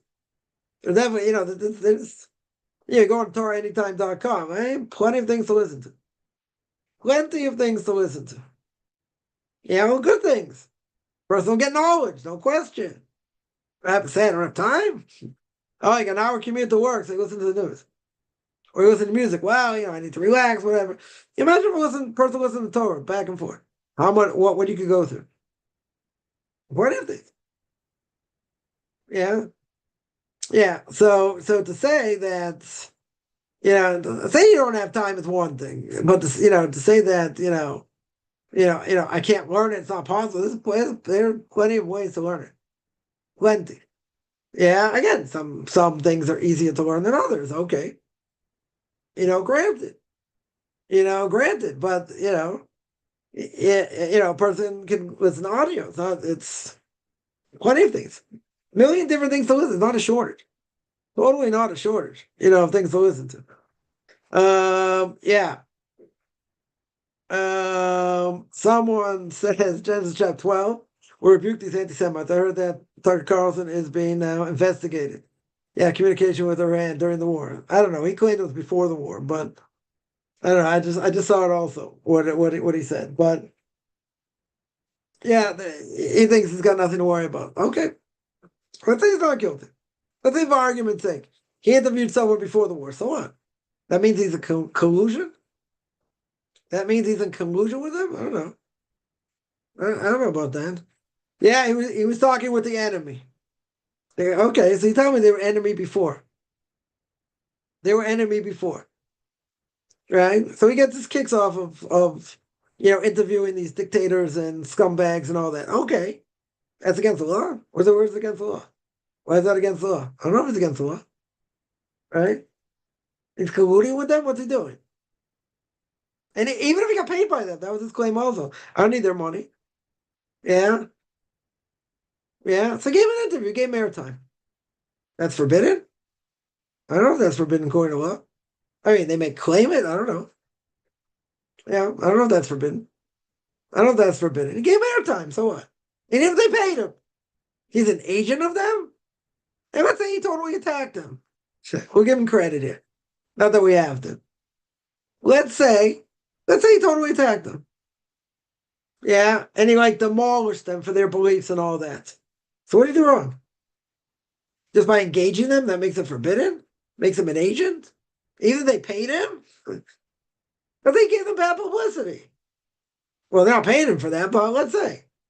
And everything, let's say, even better. Let's say he gave an honest accounting. An honest accounting, took both sides. But he hammered them. He didn't give them, he didn't give them cream puff questions. He hammered them on what they do and how they, how they oppress people that are against them and all that. So let's say he did it right. Yeah, but it was balanced. Okay. What did he do wrong? And he took money for the interview. What did he do wrong? Makes him an enemy of the state? I don't know.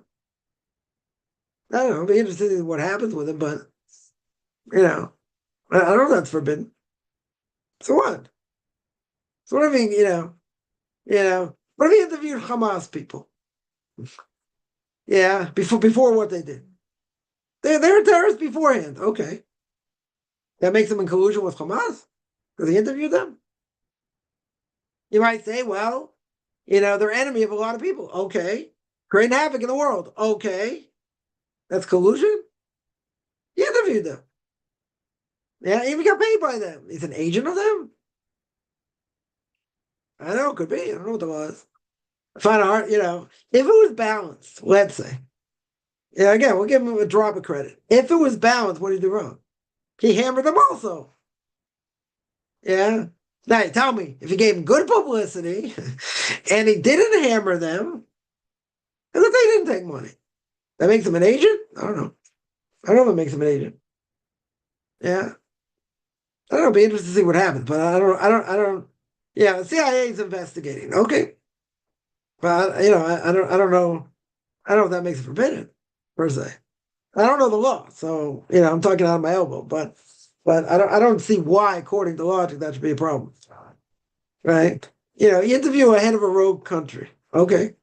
You interviewed Idi Amin back in the day, after what happened, and he hammered him for what he did. That makes him an enemy of the state, because he interviewed him. Again, I don't know the law, so take what I say with a grain of salt. But that's hard to imagine. Have to see what the law is. See what happens. So Someone asked with what technology it's easy to learn now. Right, it's true. That is true.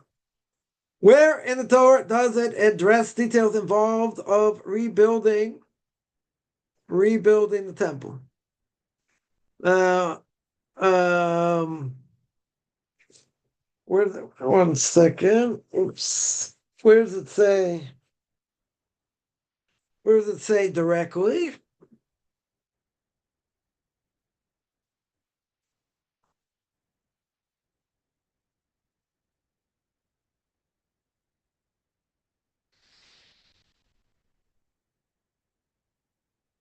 So really, you find it in Ezra and Nehemiah. You have the decree of Cyrus in Ezra chapter 1, verses 1 to 4.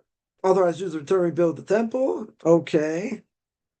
So if you're talking about that's rebuilding the second temple. So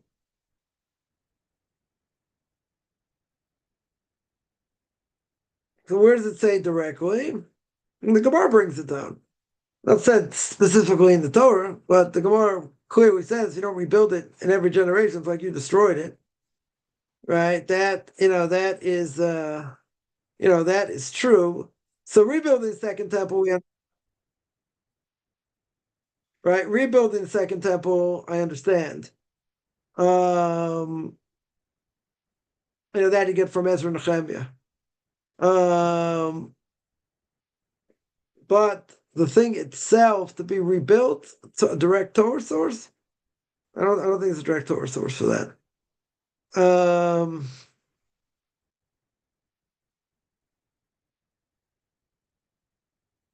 It comes later. Comes later about rebuilding it, but not direct until you get and until I guess you get to Ezra and Nehemiah. But they're talking about the rebuilding the second temple, not the third temple.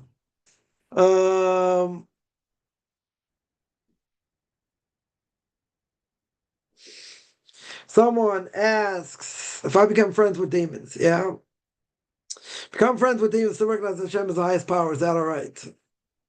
In theory, there wouldn't be a problem, but you wouldn't know who a demon is anyway, so it doesn't matter. So it's a moot point. Demons don't have the same kind of power today. Even if they were around, we could recognize who they are because they have human characteristics as well as angelic characteristics. But they were known to cause tremendous damage, physical damage. Right. So being friends with them, they are a godly power. The power comes from God, these demons, even though they don't have the same power they used to have. Okay. Right. Acknowledging that Hashem's the greatest power, that's for sure. That's for sure what you would have to do. But again, it's all a moot point because no demons today or we come in contact with them at all. So it doesn't really matter. But in theory, hanging out with demons, I wouldn't think is a good idea. But certainly acknowledging God as the true power, that would certainly be better, no question. Do you just want to play games and waste the time? Could be. Right? Again, they cause damage and so. But anyway, it doesn't matter because you're not going to recognize them anyway in this world. No one's going to know who if one's a demon or not. So it doesn't really matter. Someone says walking amongst the enemy's best way to gain intelligence. Yeah, but that may be true. Comes to war. That that's for sure. But hanging out with the wrong people that can destroy your soul is definitely not good. Right? So that according to everybody's not good. So if you're trying to, let's say, influence them, to do the right thing and this and that's one thing, you're trying to bring them back, right? But, being around them in general is bad because it have bad values. Not all the values are bad, but a lot of them are.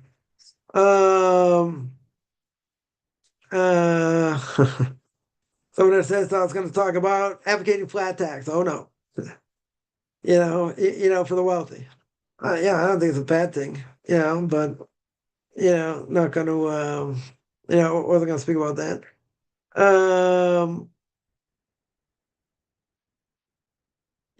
Let me see any other questions.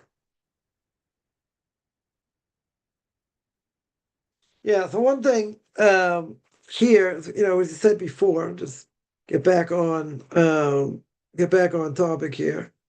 is that the ability for us to do good things is essentially what he's saying is it's bringing godliness through us. That's what it does. In other words, it strengthens the soul, which by definition will strengthen the body, right? Meaning when a person, does the right thing, we spoke about last week, that the soul, that part of the body gets strengthened spiritually, right? It can cause the person, to be excited about keeping Torah mitzvahs. That's certainly what it can do. It can transform a person spiritually, but it's something where you have to hold on to it very tight.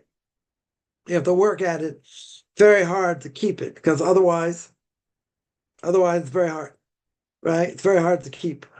So what these things do is they strengthen the person and want to go on the right path. That's what it does, right? It's going to strengthen the person, going to strengthen that part of the body, or let's say the entire body, depending on what mitzvah you've done, in order to continue that being strong, right? Spiritually. And that's going to continue going on the right path. Obviously the more a person does it, the better, right? That there's, that there's no question. You have to take it within and let it nurture, and, you have cause and effect, right? As we said before, the Mishnah Pirkei Avos says, you want to do the right thing, God, mitzvah goreves mitzvah, right? You want to do the right thing, or let's say better, you do the right thing, it'll cause you to do more good things. You do the wrong thing, just the opposite, right? So it goes both ways. 100% it goes both ways. Somebody asks, how does a person merit to see divine providence in their life? So what's the answer? Right? What would what would be the simple answer? Yeah, you have to see it. You have to want to see it, right? In other words, if a person connects the dots, certain things happen in their life, right? They see that's divine providence, right? Yeah, I'll give an example. Anyone, wherever they are, right? Anyone, wherever they are, whoever is listening or will ever listen, whoever listened to this, how did they get here? Everyone has a story, right? Everyone, the story's not necessarily going to be the same.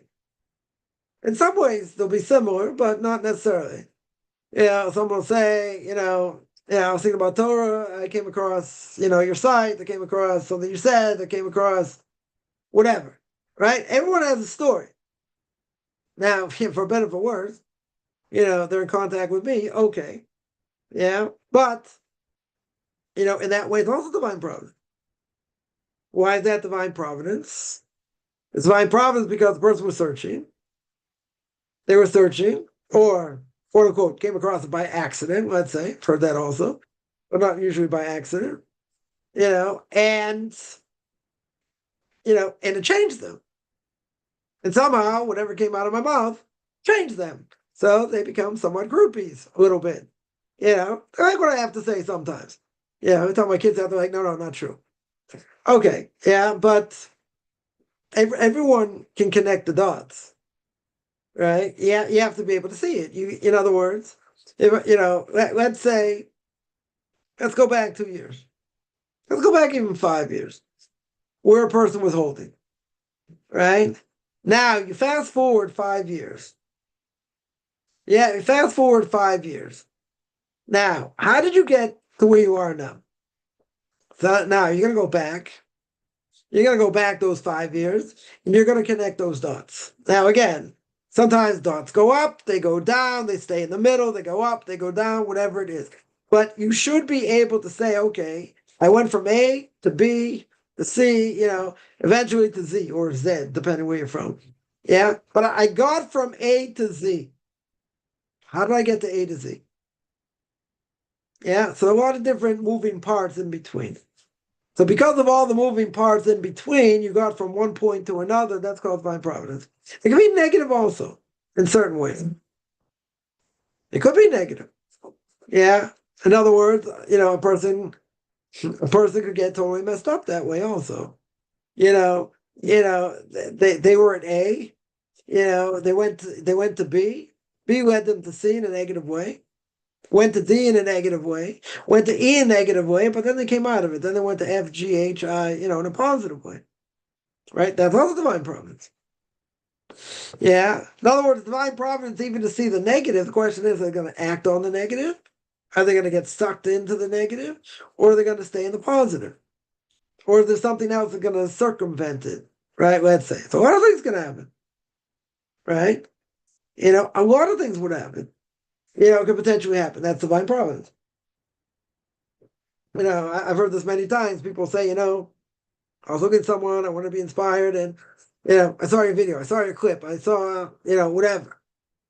Could be a person's worst nightmare also, it depends. Right? But at the end of the day, it's also divine providence. It's for sure divine providence.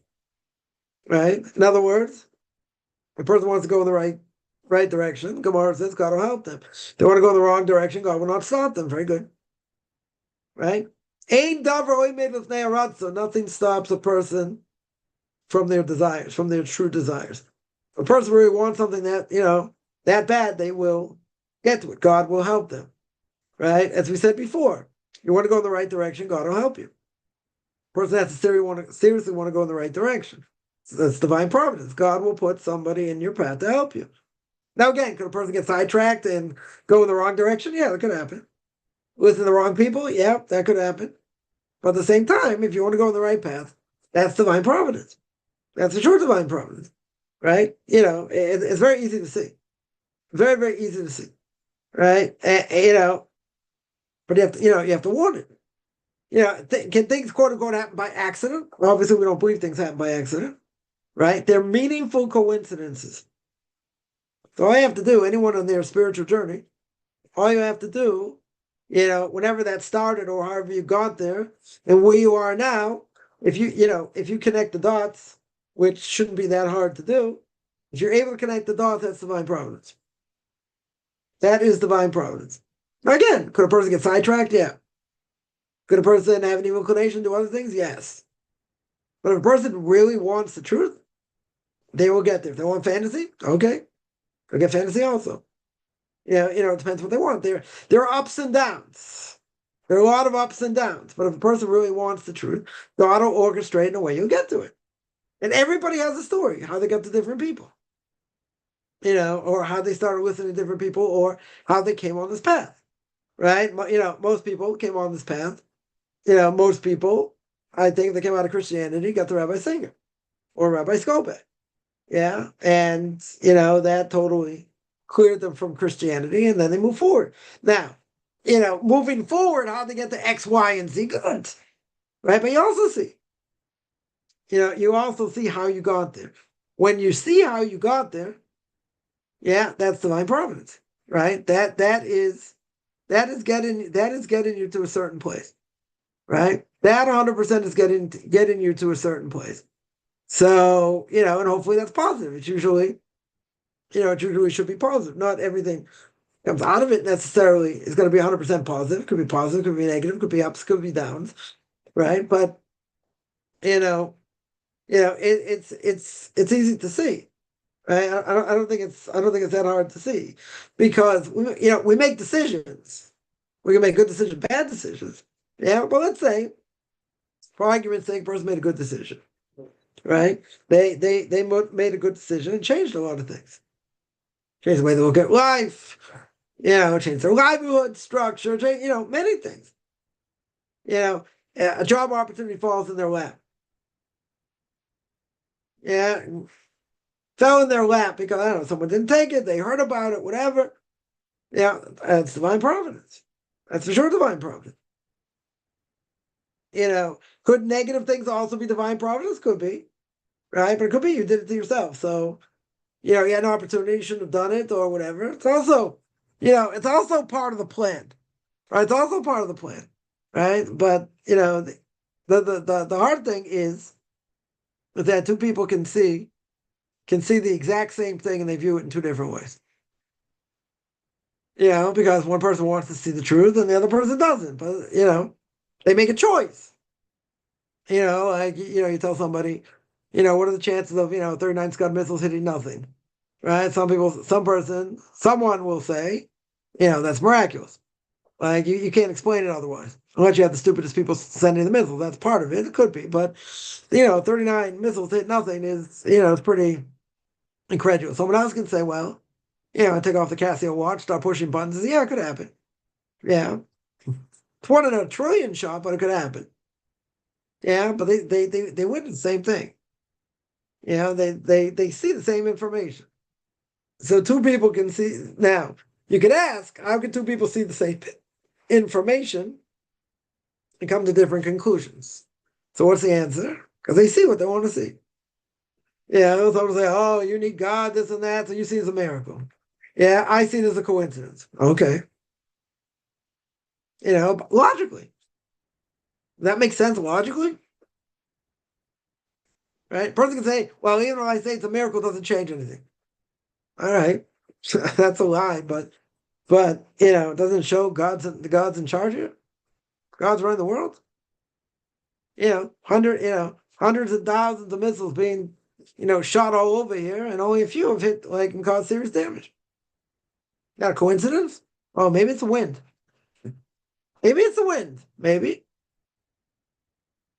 Yeah. Maybe the missiles aren't accurate. Maybe, there are a lot of things you could come up with. Don't make any sense. But you want to take God out of the picture.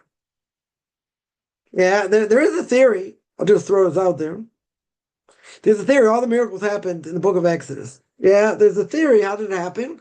Because Saturn was out of orbit. I'm not saying so many people necessarily believe in this, but there is such a theory. That goes against everything the Torah says. Every last thing. Right? God is greater than nature. God can change nature. Shows God's divine providence in the world. I mean, a lot of things goes against, the basic storyline. Yeah, but, maybe some people believe in it because they don't want to believe in God. They don't want to believe in the whole thing of miracles and this and that, and they're obligated now to keep whatever the Torah says. They don't want that. They want to say Saturn was out of orbit. Coincidence. The sea split. It was high tide. Yeah, there is such a theory. There are theories out there for different things. Again, it goes against the narrative. Totally goes against the narrative. The God intervenes in history. It's a major tenet of Judaism. Right? It's one of the 613 commandments. Anochi Hashem Elokecha. I am the Lord your God. Belief in God. How do you know he's God? Exodus chapter 20, verse 2. He took us out of Egypt. God intervenes in history. That's divine providence. Yeah, it's through knowledge, not just I believe, but it's knowledge. It's knowledge over here. So that's divine providence with knowledge. Because God intervenes in history. How do I know? Because that's what the Torah tells me. How do I know the Torah is true? That's a different issue. That's a totally different issue. Right? Obviously, we understand the Torah is true. We understand that. Right? And there are so many things someone points out, very true. There are so many things you can't explain according to nature. Doesn't make sense. Totally doesn't make sense. Many things. Yeah. Especially what's going on now, for sure. But people say it's coincidence, you're lucky, that's this, it's that. Okay. Right, but the odds are against you saying that. Totally against you. Right? It's illogical. I mean, I wouldn't say illogical, but it's people want to believe what they want to believe. They want to believe what they want to believe. And anything that's going to obligate them to do things and it goes against their comfort zone, they're not going to do it. Yeah. Someone has sacrifice something you enjoy being a mitzvah. Depends what it is.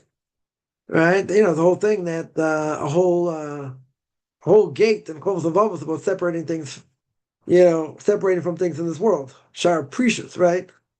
Given, I don't know, 90 classes already on this gate, still not done with it.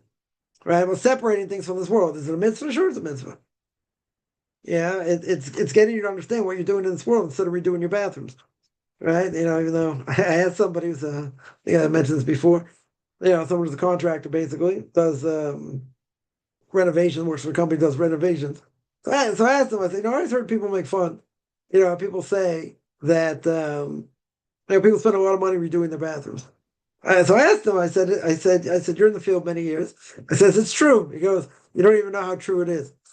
Okay, it's one thing you have old toilets, you want to, you want to, you want to get rid of them, put new ones in, whatever. Okay, I don't have a problem with that.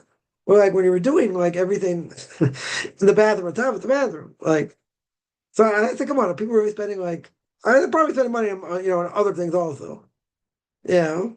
But I said, people really spending money redoing the bathrooms. He said, yeah. He said, you don't even know. He said, you don't want to know. He said, it makes us money though. It's good money. Redoing the bathroom. Okay. I was in someone's bathroom once. And just like, I get in there and there's glass, like, mirrors all over the place. I can see myself in like, 10 different shapes, sizes, and looking upside down. I'm like, wow, look at this. Like I can wave. I can see my, whatever. Yeah, we won't go there. But, um, self-sacrifice, 100%. Yeah. So, obviously, obviously it depends what it is. There's some people that, if they're doing things that go against the law, right? For instance, they want to fast on Shabbos. You're not allowed to, right? They want to fast on Rosh Chodesh, on a festival. They have to eat. It's a mitzvah to eat, right? Mitzvah to eat meat, chicken, whatever, right? So separating from things that are permissible, and that you're obligated in, that's forbidden. That you're not allowed to do, right? That you're not allowed to do. Yeah, person says, but I want to separate this and that. Okay, but there are days you're not allowed to, right? So sacrifice, yeah, yeah, it depends what it is, but for the most part, would it be considered a mitzvah? Yeah, most likely. In some cases, it might not be. It might be forbidden to do, right? It might be forbidden to do. I'm not saying across the board, it's always going to be forbidden per se. I mean, it's always going to be permissible. It depends. It depends. There are plenty of things that sacrifice would be permissible for sure. It would certainly be okay. That is nothing to talk about. That is nothing to talk about. Would there things that be forbidden? I just mentioned one of them, right? I think I brought this down last week in Kol Shalom. And through the heart. He says, separating from things is good, right? But if you're going to separate things that's, like eating, like fasting on a festival or Chodesh or, on holidays or whatever, that you can't do. Your intention can be the best, and you can have the highest intention. That's beautiful, right? But there are days you absolutely have to eat. It's forbidden to fast, right? So that would be forbidden. Okay. But most likely, in most cases, probably not a problem, right? It's probably considered a mitzvah. Yeah, for the most part. For the most part, that's what I would, that's what I would say. But one other thing, even without what's going on in Israel, just looking at nature and the human body, it's both of us, says it's like if you look at the human body, you don't see it's miraculous. You don't know what you're looking at. I mean, it's uncanny what the human body can do. You say, yeah, but it's nature. Well, two people get together, they create a child, very good, right? They create, and through that DNA, right, through the sperm and the egg, so it creates, the body, the limbs, the sinews, like all these things, the brain, whatever, and it creates a human being. Okay. So you say, wow, didn't you ever study biology? I wasn't necessarily so good at biology, but, okay. I said, yeah. So people say, well, that's nature. Very good. That's nature. But don't you think it's pretty, even if you don't have man or woman get together, even if it's in vitro, or it's on a petri dish, or who knows what, whatever it is, right? Whatever it is, does it make sense rationally? You can explain it according to science how it works. That's not the question. Yeah. Does it make sense that you put these two things together? Yeah, and you're going to create a human being. And you're going to create, the limbs, blood, the, all the internal organs. You're going to create essentially a human body. Yeah, sorry, human being. So anybody will say, of course, that's the way it works. That's nature until, it doesn't necessarily work out so well. Yeah, and kids come out mentally challenged and other things, but that's not the question here. That's not the point. Yeah, the point is two people get together, and create a child. Yeah. So that's biology. Okay. Well, let's go a little bit deeper than the biology. Yeah. You take these two elements from the beginning of time. How in the world do you have these two elements, a sperm and an egg, you put them together and it creates that? That is something that's not rational. It's totally not rational. Yeah. Since it's not rational, you're gonna come up to some explanation. Like if you want to say the world is random, you get these atheists out there who say, yeah, everything's random. One big bang and this is that, and it's how man was created. Think about what the eye can do. Think about what the brain capacity can do. Yeah, think about going like this and all the things that go into going like that, and I have no pain. Yeah. Yeah, think about it. Like, can that be random? Can it seriously be random? Again, people can say, according to nature, that's the way it works. Why? You don't think that's an absolute miracle? You put these two things together and it creates this whole thing? And 99, 100% of the time it's going to create, let's say forget about what do you call it, miscarriages and all that. Let's say a child's born. Yeah, child's born healthy. Make it very simple. Child's born healthy. Okay. So you want to tell me that's how it works? I mean, that is how it works, but what's behind when it works? How did it get to work like that? And everything created the way it is. If we read close above it makes it very clear. Like all the miracles. Yeah, how a child's conceived and how, and yeah, how it's, in the woman's body and how it stays there and how it's protected and how the food gets to it and the nutrients and like all these things. All these things and how it grows and how it comes out and all these different things. Yeah. Pretty miraculous, you think about it, right? Even if it is biology, so what? The fact is you put these two things together and it creates that. I don't think it's anything short of miraculous. What are some reasons to believe that God is good? I just told you. Look at nature, look at the human body. That's not good. The fact that we have air. Yeah, we have air, we don't have to pay for it. Yeah, that's not good. The water, the earth is 70% water. We always have food, as long as it doesn't get abused, right? And you don't have famines in general. That's not good, right? They tell me man's inhumanity to man. Okay. There's man's inhumanity to man. People are cruel. Okay. There's no good? Why is there no good? Why is there no good? Right? How do I know it's good? Right? How do I know it's good? Wake up in the morning, nothing hurts you. Yeah? You're not mentally challenged. I would think that's good. Unless you want to be mentally challenged. You don't have a dreaded disease. I would think that's good. Yeah? Plenty of things to look at good. Yeah, human body's one of them, nature's another. But again, a person could say, but look at all the bad in the world. Okay. So there are things that man does that are bad. Good. That's true. That mean there's no good? There's no good in the world at all? Very hard to say. There's a lot of bad things in the world. Okay. Does it mean it's nothing good? Certainly not. Yeah. But people want to learn bad character traits, they can. Abraham came on the scene at the age of 3, the age of 40 or older, seeing there's a world of design. And he came to the conclusion you have to worship the designer. Very good. Right? Very good. Okay.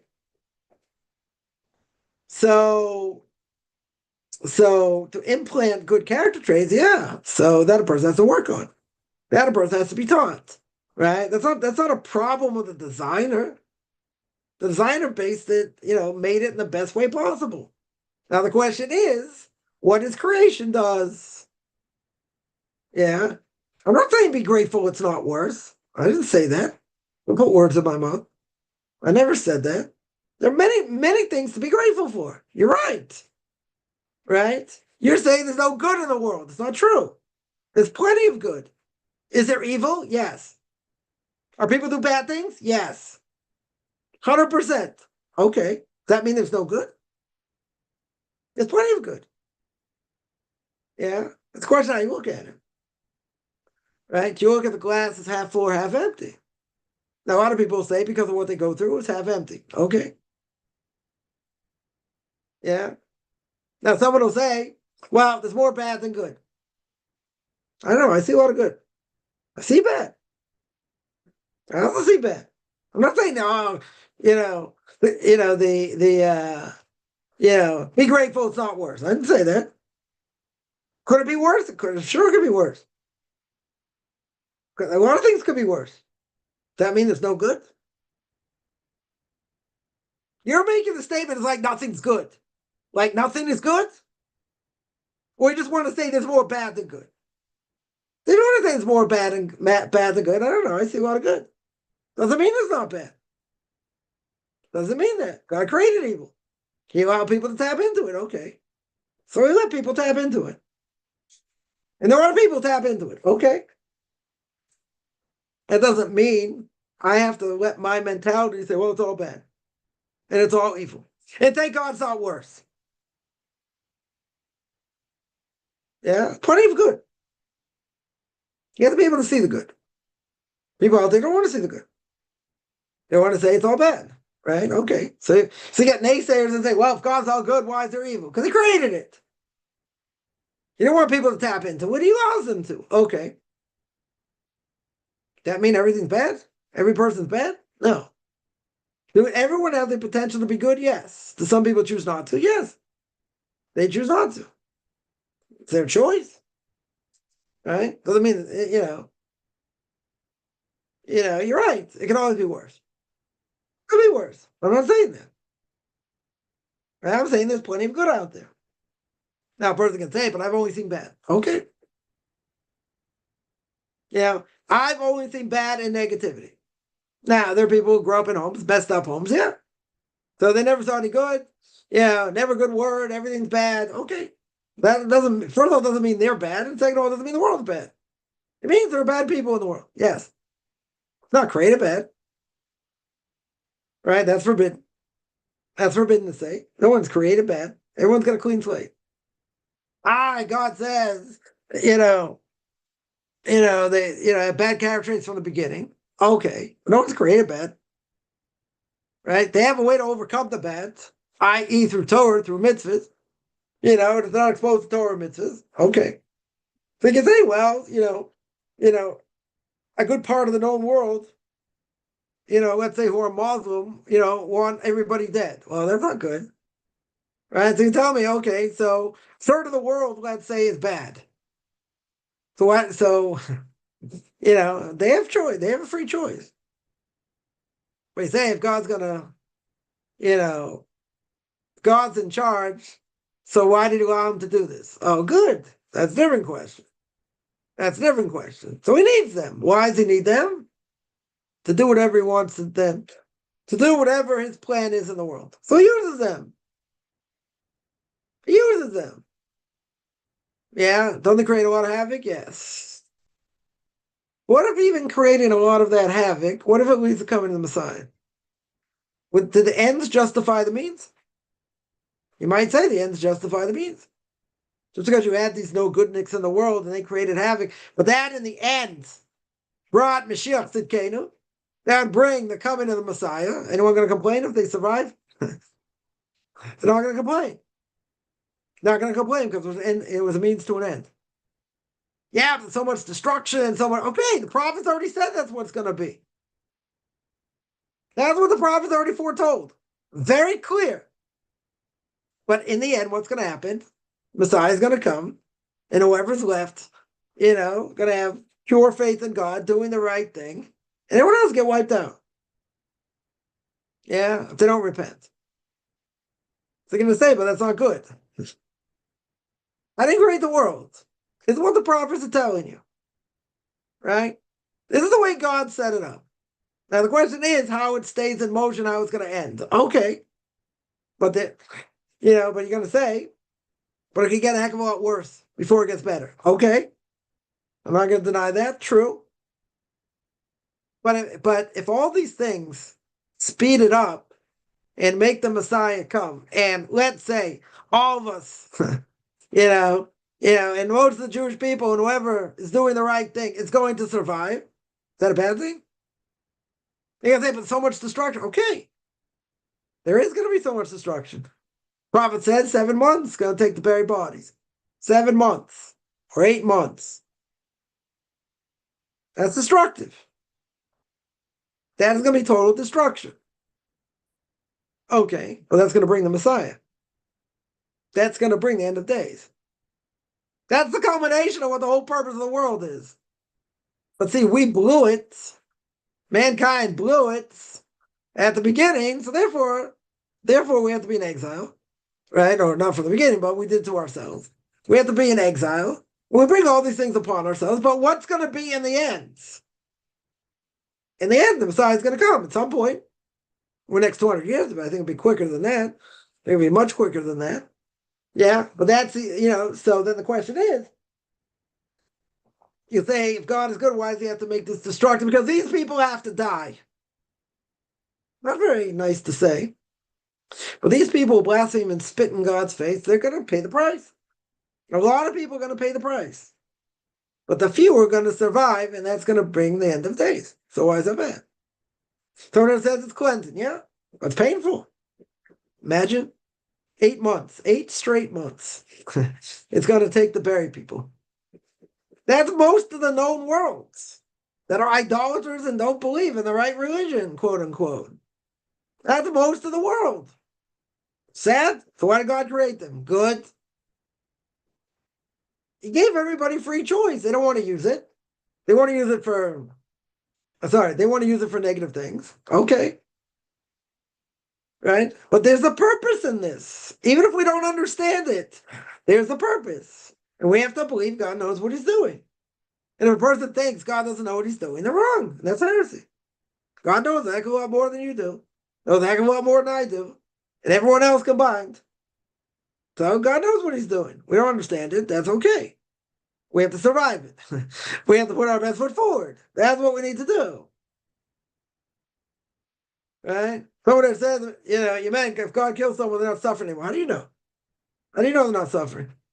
God can take them out and make them suffer later also. He can totally make them suffer later. He can make them suffer for eternity. Yeah? Or less. However much he needs them to suffer. Death does not, annul a person or stop a person from suffering later. Doesn't. A person can suffer tremendously later. He can suffer in this world and there. Or more there.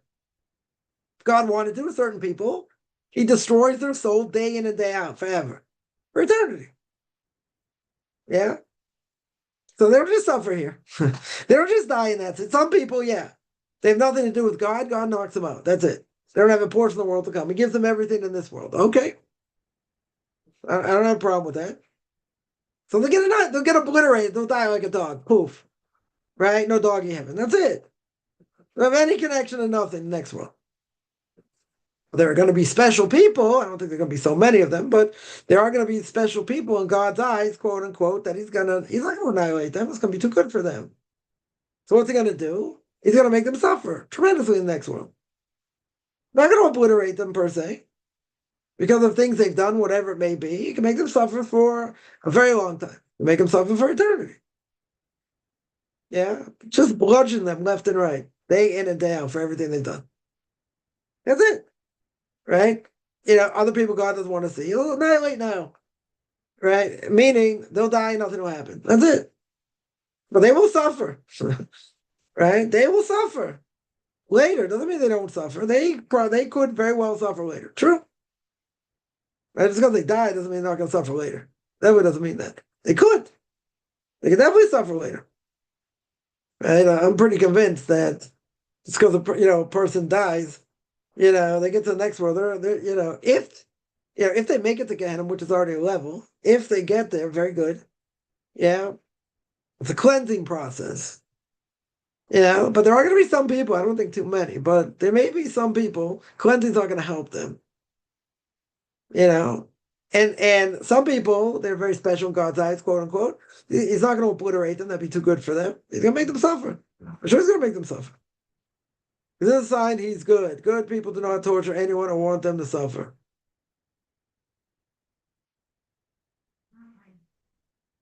I don't know about that. I mean, it's a good thing. Does it prove? Is it a sign that God's good? I'll tell you like this. If people do the right thing and people learn from their right actions and they see how good it is that people sit and learn Torah or whatever, yeah. Then they'll say, thank God, his Rebbe taught him Torah. Thank God his parents taught him Torah. Yeah, they'll see that. Now, is everyone going to see that? No. I don't think everyone's going to see it. A lot of people won't see it. Or won't be interested in seeing it. Okay.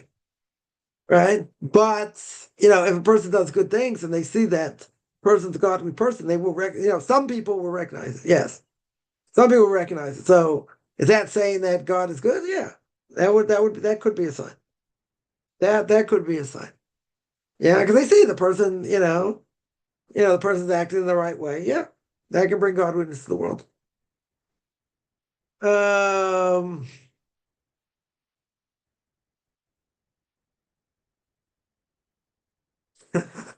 Someone told me to be grateful. It's not boring, right?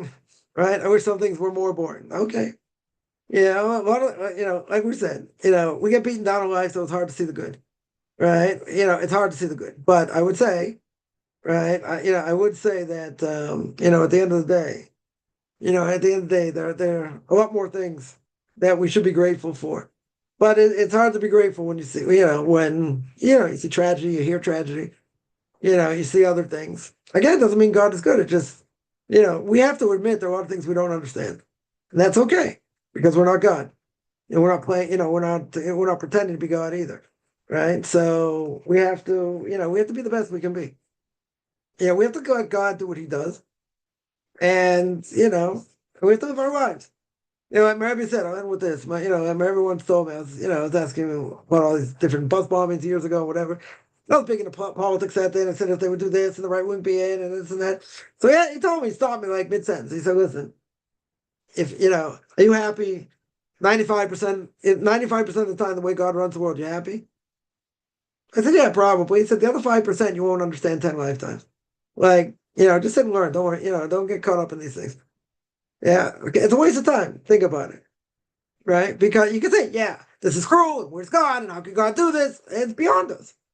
Suffering and these questions are beyond us. Doesn't mean it doesn't affect us. It's beyond us. Right? As I mentioned last night in Pirkei Avos, that the Chofetz says in Shar Yichud at the beginning, which nobody learns because it talks about different proofs for God and different things. So he says there very clearly, and no one disagrees with this, no one can understand God's essence, period. Moshe Rabbeinu wants to see God face to face. God says, no one can see my face and live. Yeah. That's it. Nobody's going to understand God face to face. Period. Nobody, not even Moshe Rabbeinu. And Moshe Rabbeinu came to the 48th level of understanding. Right? So the bottom line we have to say is whatever's going on around us, whatever difficulties going on around us, and everything else, God knows what he's doing. We may not understand it. Okay. That's okay. That is okay. Doesn't mean God's bad. Doesn't mean people suffer for no reason. Right? We don't understand it. So we have to say we don't understand these things. Direct hit on, in a house in Beit Shemesh. Father buried 3 of his kids. Do we understand that? No. They were running for a shelter. They didn't get there in time. Do we understand that? No. People say, well, that's cruel. How could God allow that? Good question. What's the answer? We don't know. That's the answer. But God's supposed to be all good. Okay, there's plenty of good. But there are plenty of things. We're not God, so how can you understand it? It's an upside-down world. It's impossible to understand. And this is exactly the reason a person shouldn't dwell on it. It's sad. It's a major tragedy. No question about it. Even the reincarnated souls, and even, now they got their true fixing up in this world, blah, blah, blah. Very good. I'm not bringing them back. And that doesn't mean it's not tragic. We see it in this world as being tragic. Can we fathom that? No. Can we fathom a tsunami wipes out, 5,000 people, men, women, children? Livelihood wiped out, houses wiped out. Can we understand that? No. Is it judgment? No, it's form of judgment, no question. But can we understand it in our puny brains? No. That's it. We can't understand it. But people ask, but God is good. Okay. But this is the age-old question. Read the book of Job. Read the last 2 chapters of the book of Job, where God chastises him. He's like, were you there when I put the Leviathan? You died from his breath. Were you there when I saved these birds that try and kill their offspring? Were you there? He just says, Job, shut your mouth. You don't understand. You don't understand how the world works. That's it. Right? That's for us also. We don't understand. And that's okay, because we're not God. We don't understand how this works. We don't understand. God knows what he's doing. That's what we have to believe. And we have to live life. And we have to do what we need to do. Let God do what he needs to do. We need to do what we need to do. Right? From the bigger scheme of things, we're an infinitesimally small speck of cosmic dust. How are we supposed to understand? How are we supposed to understand? Right? And Moshe Rabbeinu himself didn't understand. And he's the greatest of all creation. 48th level of understanding. He didn't understand. So God says, no one can see my face and lip. That's it. That is it. Again, I could be here until tomorrow saying a million things to be thankful for. And what's someone going to say? What do a lot of people say? Yeah, but I have this hardship, I have that hardship, I have 50 million other things also. Okay. Doesn't mean God's not good. It's just it's harder to see the good when you get tossed around in life. That's the point. All right, I got to stop here. I do this every Sunday, 9 o'clock Eastern time, 3 o'clock Eastern time, at least for the next week or so. So we change the clocks back. You can find me on Facebook at Michael Kaufman, Beyond Orthodox Conversion Judaism, orthodoxconversion.com. Beyond Orthodox Conversion Judaism on YouTube. There, got videos, Q&As, Ethics for Fathers, Book of Leviticus. So want to send me an email, rabbichaimkaufman@gmail.com, RBBICHAIMCOFFMAN@gmail.com, which is very good.